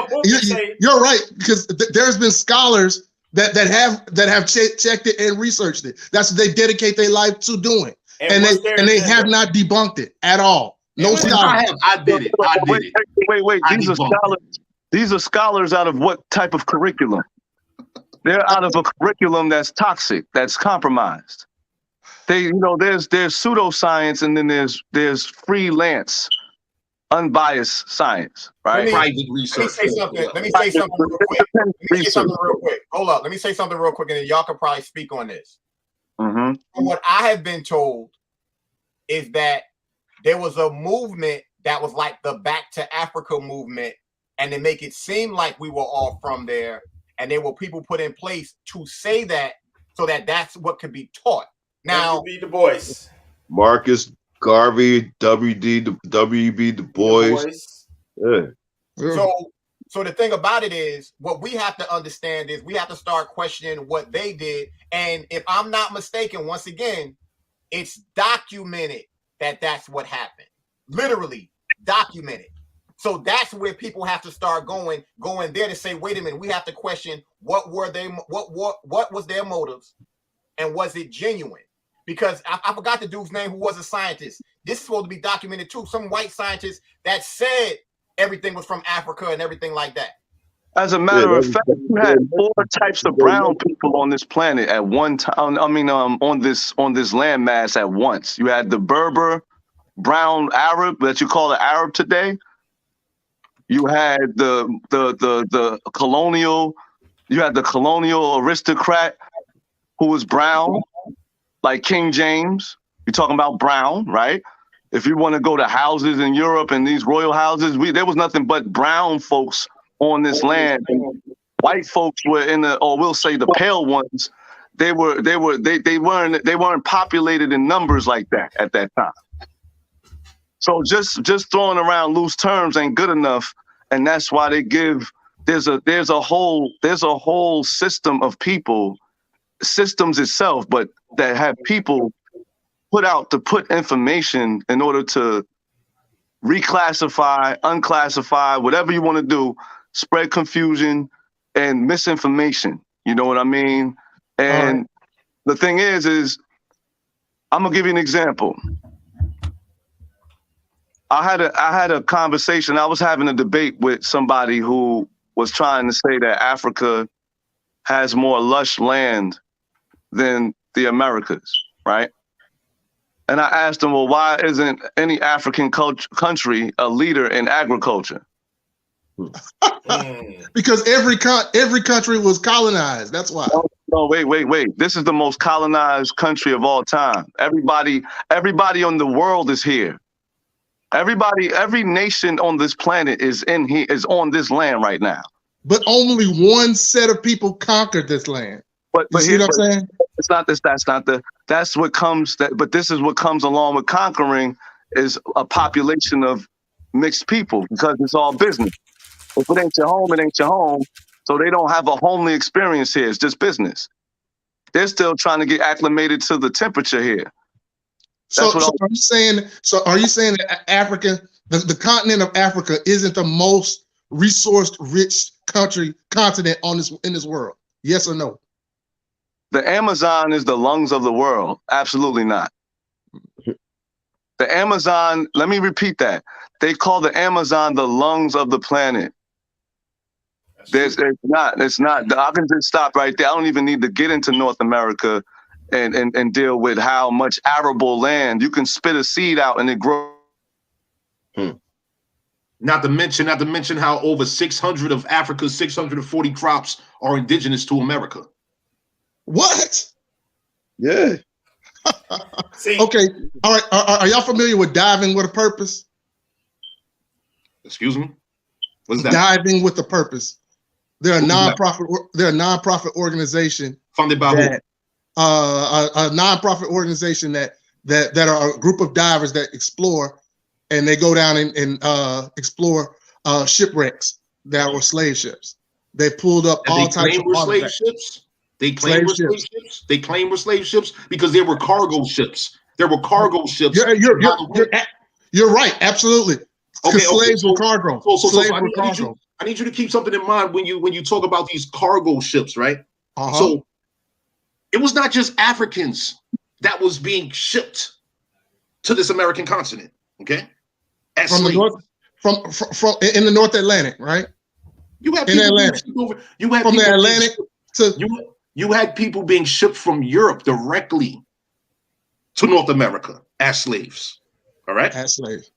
That's documented. And it's also documented how many of those ships that was coming from Europe to North America, they shipwrecked. So when you're talking about diving for a purpose, well, you had these people that was on these boat rides coming from Europe and they shipwrecked for a purpose. So if they dive for a purpose and they found these shipwrecked slave, quote unquote, slave ships, why we don't hear why this ain't mainstream news? It is. Have you seen? Yeah.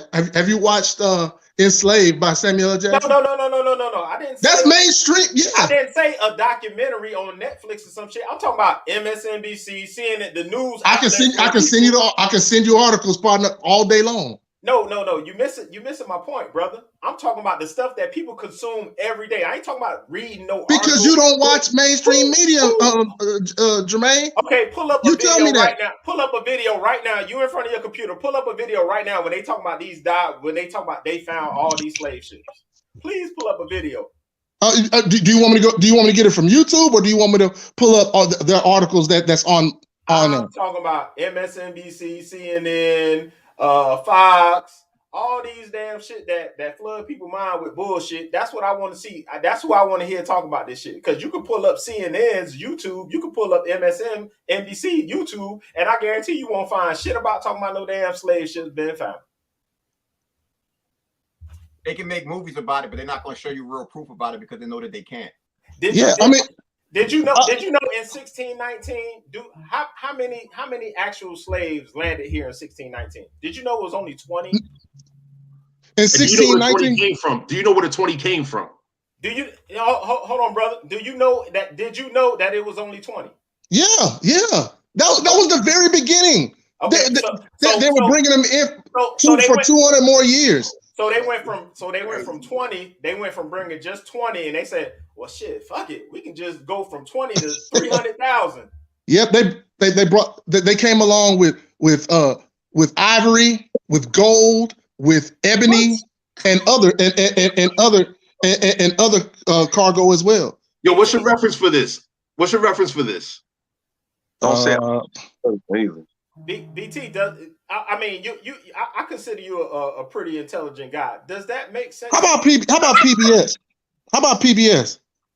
Hold on. Does that make you? Like I said, I'm giving you a compliment because I think I talk to you on a regular, and I think you are an intelligent brother. But does that make logical sense to you that you said they brung not just 300,000 slaves on the ship? They brung ivory. They brung all kind of other shit too. Absolutely. Ivory.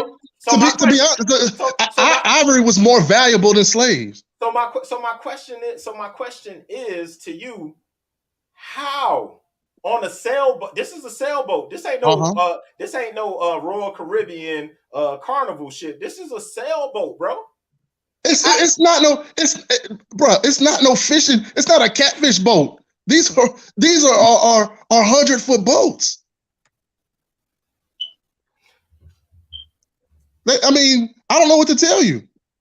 These are big boats. They have huge sails. I get their big boats. And they explain, man, on how the triangle sail changed the game when it came to exporting goods. Because before the triangle sail, you had to wait for the wind that came behind you. The triangle sail allowed you to grab the wind from any direction. So how do we account for, how do they account for the currents? Because everybody know the ocean currents move by the moon. So how do they account for that? How do they navigate that? See, what I'm trying to do is make you think outside of the box, not just what you've been taught. I just want you to say, well, damn, that do kind of make sense. How they occur for the damn current, the current, how do they know what current to hit, when it's going to hit, and how long was this journey? These are just questions that you should just ask yourself and just not just say, well, fuck it, that's what happened, and I'm gonna just take it. That's what's wrong with our people now is we just Well, they I'm have just, they hand us some shit and we just say fuck it, that's what it is, and I believe it, and I'm not gonna ask no questions about it. I'm gonna just keep it real with you. I deal with health and wellness. I've been studying the body for years. Whether you're talking about fitness, nutrition, even just therapy or life coaching. One thing that don't lie is the body and phenotype, and you cannot mutate genetics fast enough to fake to convince me that I'm from some place that just 7 generations ago or even 3, I would see myself looking like those people. My hair texture ain't like theirs. I don't care about all that brown stuff. Not just because you brown don't mean nothing. That means absolutely nothing. That just means you have a solar coating on called melanin. You have a solar panel. You have a solar panel chemical on called melanin. That's it. Everything else denotes what region you come from and what you look like determines your relation and your genetic relation, specifically speaking. So I'm going to tell you like this, right? If I could go back 3 grandparents and then I hit the mid 1800s, we talking about all I need is 2 or 3 more grandparents. And allegedly I'm supposed to be from Africa. All right. Right. Before the, but you have over 250 grandparents. No, I'm not. No, what you're saying, and I understand, and all of them have a phenotype that get passed down. You look like your mother, who look like her mother, who look like her mother, who look like her mother, right? Correct. All right, then. So we're not going to play fairy tale. We're going to talk about how can you change that so fast if you look like your great, great, great, great grandfather right now. Any one of them, all of them put together. That's the biggest paper trail that we need. Like I said, bloodline that doesn't lie, and you can't mutate. You can't even genetically modify that fast. You see what I'm saying? So I'm talking about this has become child's play with the level of information we have now and the advancement of our people. We are too advanced to be thinking about the 1700s. I'm from a place, or the 1600s, when that ain't nothing but couple more grandparents. I mean, generations. We're talking about just generations. And if you got a bunch of people mixing, you're going to see in who you and what you look like, the dominant genotype and phenotype. Now, am I saying that's complete from the naked eye? No, but it takes the majority of the accuracy. Your hair, your hair texture, your skin tone, your exact skin tone, your tendencies, what you're prone to, the food that you acclimate most to. I don't see Africans eating grits because we're the children of the corn. That's why we love Mexican food and Italian food, because tomatoes come from here. Corn comes from here. We're talking about culture. We don't just undo that. You didn't just scramble that up over 200, 300, 400 years. It's hard to do that with people who've been here for thousands of years. But if you're stupid enough to take the bait, like I said, if you're stupid enough, if anyone is stupid enough, myself included, to take the bait, then that's what we become, stupid. Yeah. That's really. I have a question. I have a question real quick. Can you pull up the last link, the encyclopedia virginia.org that deals with convict labor during the colonial period? This is an early 1600s reference, pre 1619. You talking about the last one you just sent? Yes, the last one's perfect. All right. Hey, BT, not BT, Terry, can you hear me? Terry.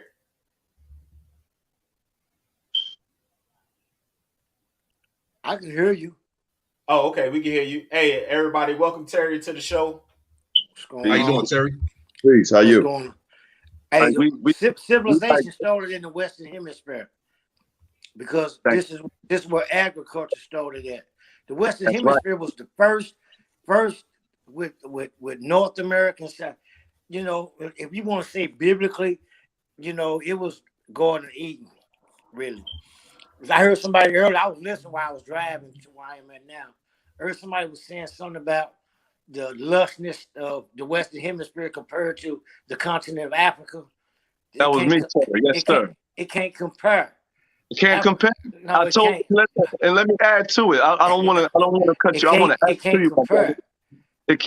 I asked my man, I told him to pull it up. I said, listen, arable land, when you're dealing with agriculture, you have two different types of land. You have overall agricultural land, and then you have something called arable land. Mm-hmm. Arable land means land that can produce, grow. Like you can just throw a seed on the floor, on the bed floor, the bedding, Mm-hmm. and it'll grow. That's arable land, rich land. Mm-hmm. And I told him to check the stats. This is the U.S. stats. I'm not even doing no super conscious stuff. I'm saying check your general stats. The first three leading countries in agriculture: Canada, United States, Mexico. That's all North America. Mm-hmm. That's number one. India falls somewhere in there, here and there, but those are top three all the time. So China doesn't fall in there? No, not compared to us. Absolutely not. Now that's just that new shit, Brett, with the new era. That's something new. The United States, where they became like, you know, borrowers more so than lenders, and they just, you know, that's that. But from the true agriculture was the Western Hemisphere. What they call sharecropping was nothing more than an ancient practice. We knew 6 ways of agriculture here. And we didn't need certain tools because we knew the land and we had skills like that. I think that started 8,000 years ago in just the southeast region of the United States alone. Just there started 8,000 years ago. Brett, did you look up Poverty Point? Look, Poverty Point is the oldest place on this planet that had culture and agriculture. Is Poverty Point in Louisiana. Yep, Mississippi Valley, baby. Right. It was called the Mississippi culture. It spread from Oklahoma all the way back. Watch this though. See, in the book of, we want to talk biblical too. I'm just gonna show y'all something. In the book of Isaiah, I believe it's 11th chapter, 15th verse, it talks about 7 different rivers running in one. Only one river does that in the whole wide world, and it's the Mississippi. It ain't the Nile, it ain't the Tigris, it ain't the Euphrates. It's the Mississippi River. This is the true old world. As a matter of fact, the Mississippi looked like a placenta in the old maps. Mm-hmm. It looked like it got a whole bunch of stream and river channels that branch off. That's how we were able to navigate so well. Right.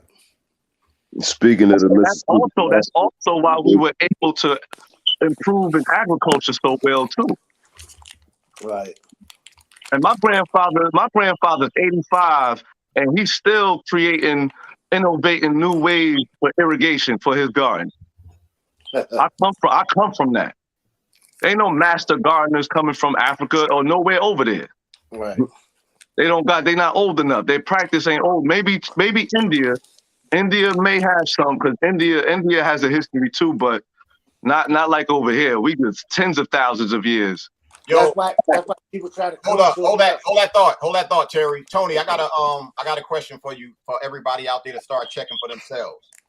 Where is the documentation out there for people to start checking for this so that they can go back and start to look along with the stuff that you were showing earlier? Hold on, what I'm trying to understand your question specifically. As far as anybody who truly believes they're indigenous to this land. Okay. Where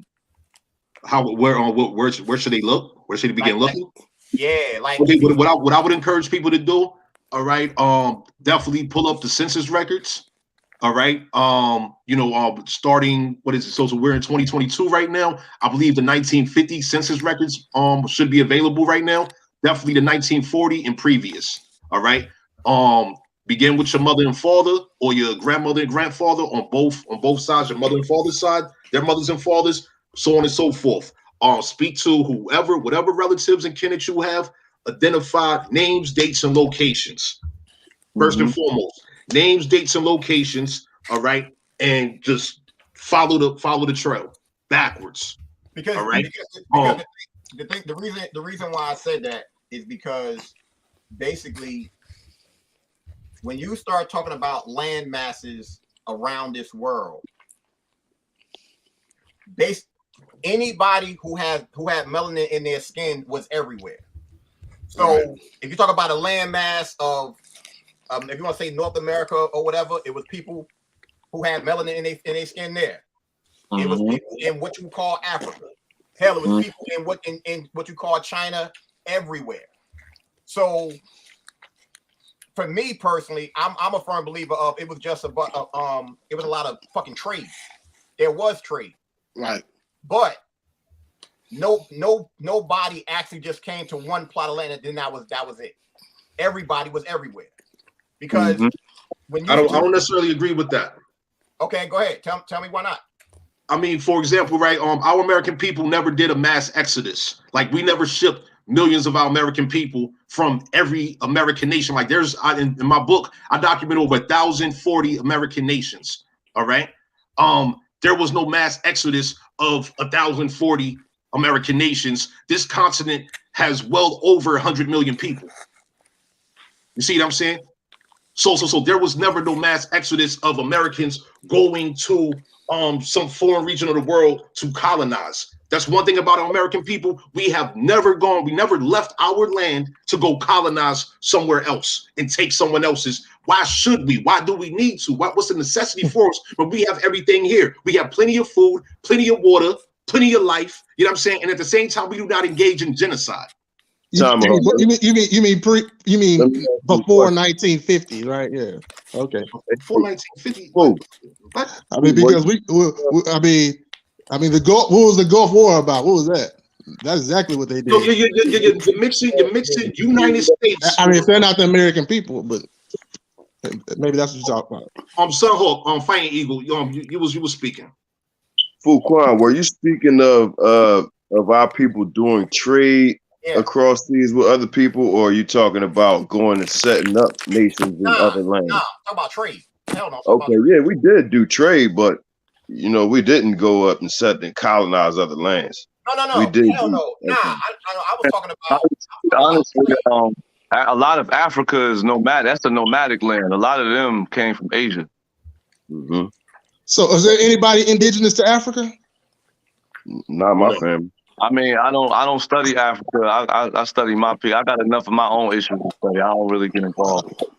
All right.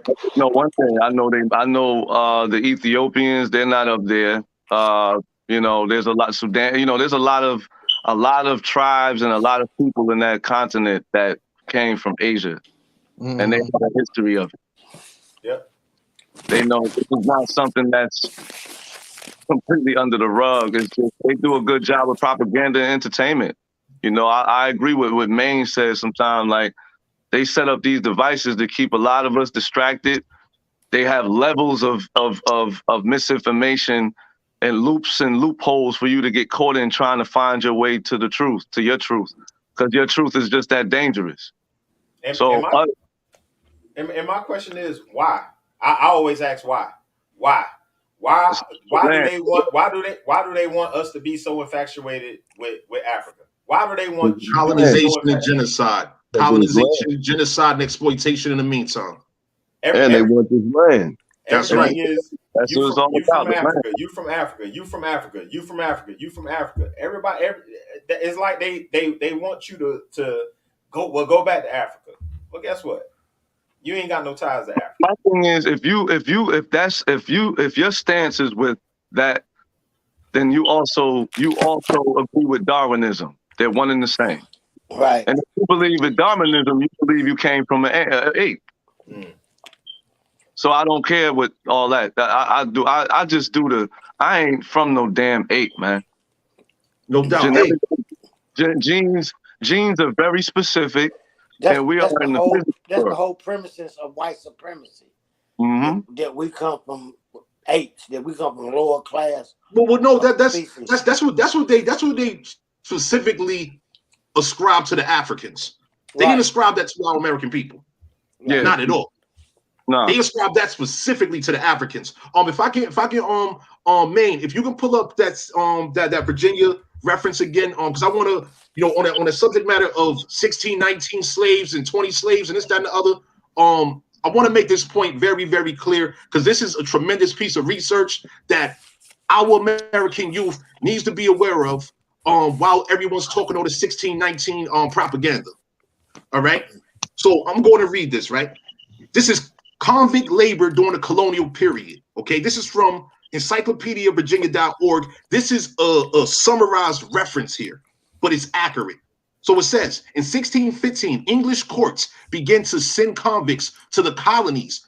This is the North American colonies, okay? And mind you, Spain had a contract with all the European nations. It was called the Asiento, and that Asiento contract was for all the European nations to supply the Spanish colonies in this American continent with slaves. All right? So continuing here, it says, English courts in 1615 began to send convicts to the colonies as a way of alleviating England's large criminal population. I need you to think about that for a moment. They literally, in 1615, began emptying their prisons, sending their criminal population directly to our ancestors on our land. They sent criminals here, and I want y'all to think about all this madness that we see right now in 2022. All this criminal madness going on right now. Let's continue though, right? It says this practice was unpopular in the colonies, and by 1697, so hold on, we have 1615 to 1697. That's well over 80 years. That's 82 years on the nose right there. That's 82 years, okay? This practice was unpopular in the colonies, and by 1697, colonial ports refused to accept convict ships. So when you're talking about slave ships and all of that, is there any mention of the convict ships? Continuing, in response, Parliament passed the Transportation Act of 1718 to create a more systematic way of export convicts. They created a more sophisticated, a more systematic way to export convicts to North America. We're speaking about, right? So continuing, instead of relying on merchants to make arrangements on their own to ship felons to the colonies, the British government subsidized the shipment of convicts through a network of merchants, giving a contract for the service to one individual at a time. Between 1700 and 1775, approximately 52,200 convicts sailed for the colonies, more than 20,000 of them to Virginia alone. Damn. So, and when people was talking the 1619 project and, all this, ADOS propaganda about slaves and this, that, and the other, what about these slaves? What about them? It was 20,000 of them. It was 20,000 of them that you named. You heard, so you didn't hear the 50,000. This is just from one European country, by the way. Okay. This is no mention of Italy. This is no mention of Ireland, Scotland, of France, Germany, Austria, Russia. No mention of all these other nations that was shipping over their criminal population. No mention of them. This is specifically about England. And you want to talk about 20,000? So are you trying to tell me? Are you trying to tell me that those are the Africans? You think 20 African slaves, right, have more value than 52,000? So only 20 African slaves. This is just between 1700 and 1775. So between 1700 and 1775, are you telling me only 20 African slaves showed up to America? Yo. Are you I'm trying to clarify what you're telling me. Yo, I keep hearing you say 20 African slaves. That's all you're saying. I just read you the first paragraph ever since 1615. Because your point a moment ago was 1619 and some 20 Africans that was taken from a Spanish ship. That was a Spanish ship where those Africans came from. Okay. And you don't even know if they was really Africans, because during this time, during that period, right, what was going on, in order to enslave an Indian, you had to call an Indian African, because it was illegal to enslave an Indian. All right. But you don't know this though. You watch too much TV, right? I watched too much. Let me tell you what I read about. I read about the Royal African Company. Do you know what that is? Absolutely. Are you familiar with the Barbary Company? If you read about the Royal African Company, you must be a murder on Barbary Company. Yes, I'm familiar with that too. Okay, now, okay. So what about those Africans then that was participating? Those Moors, specifically Africans, right? These Moors that are Africans that participated in the African slave trade with the English, with the quote unquote. All right. I love that.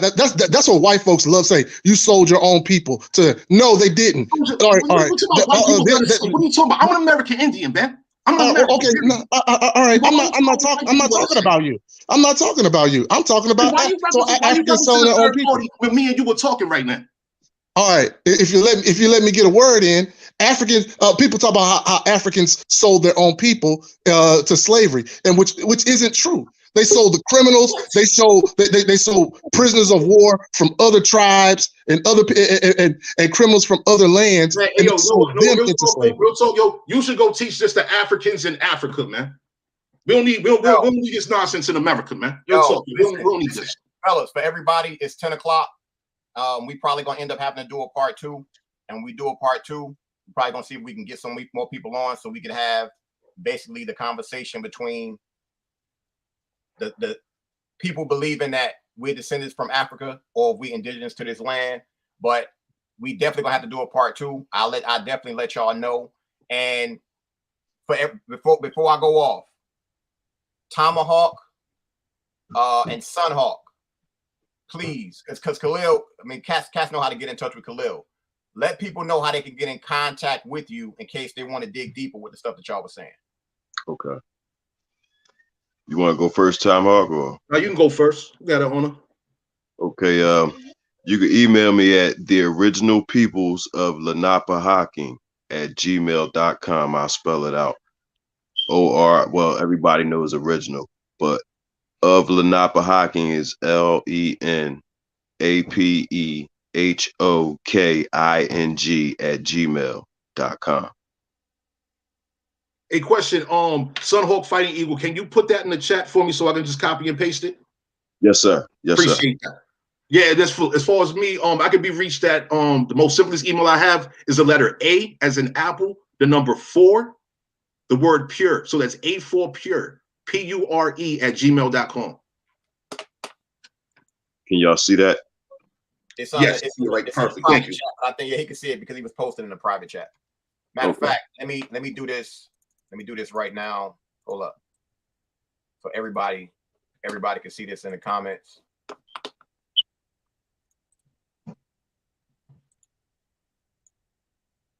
All right. Wait a minute. Hold up.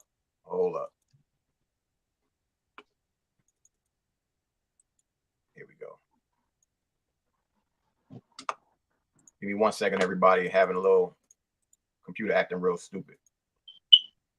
There we go. All right, that's the first one. In case you want to get in contact with Sunhawk, and this is the second one. In case you want to get in touch with Tommy.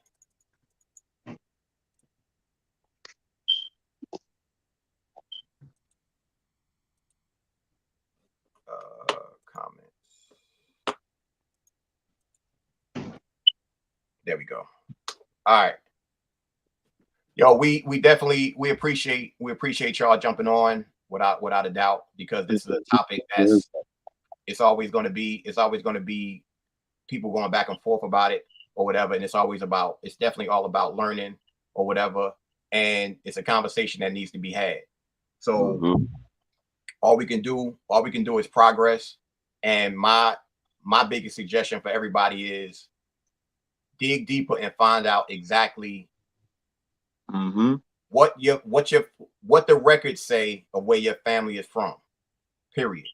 Because we are indigenous to this land, plain and simple.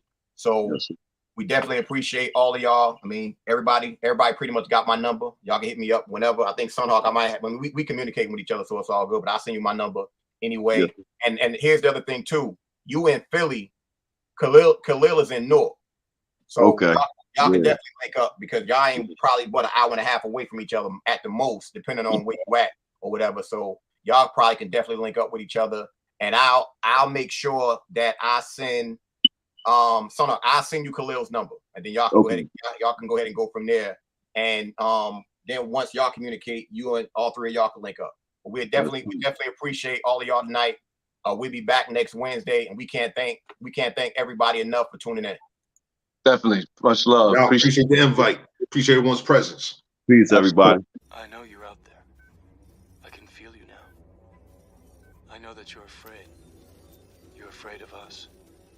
You're afraid of change. I don't know the future. I didn't come here to tell you how this is going to end. I came here to tell you how it's going to begin. I'm going to hang up this phone, and then I'm going to show these people what you don't want them to see. I'm going to show them a world without you.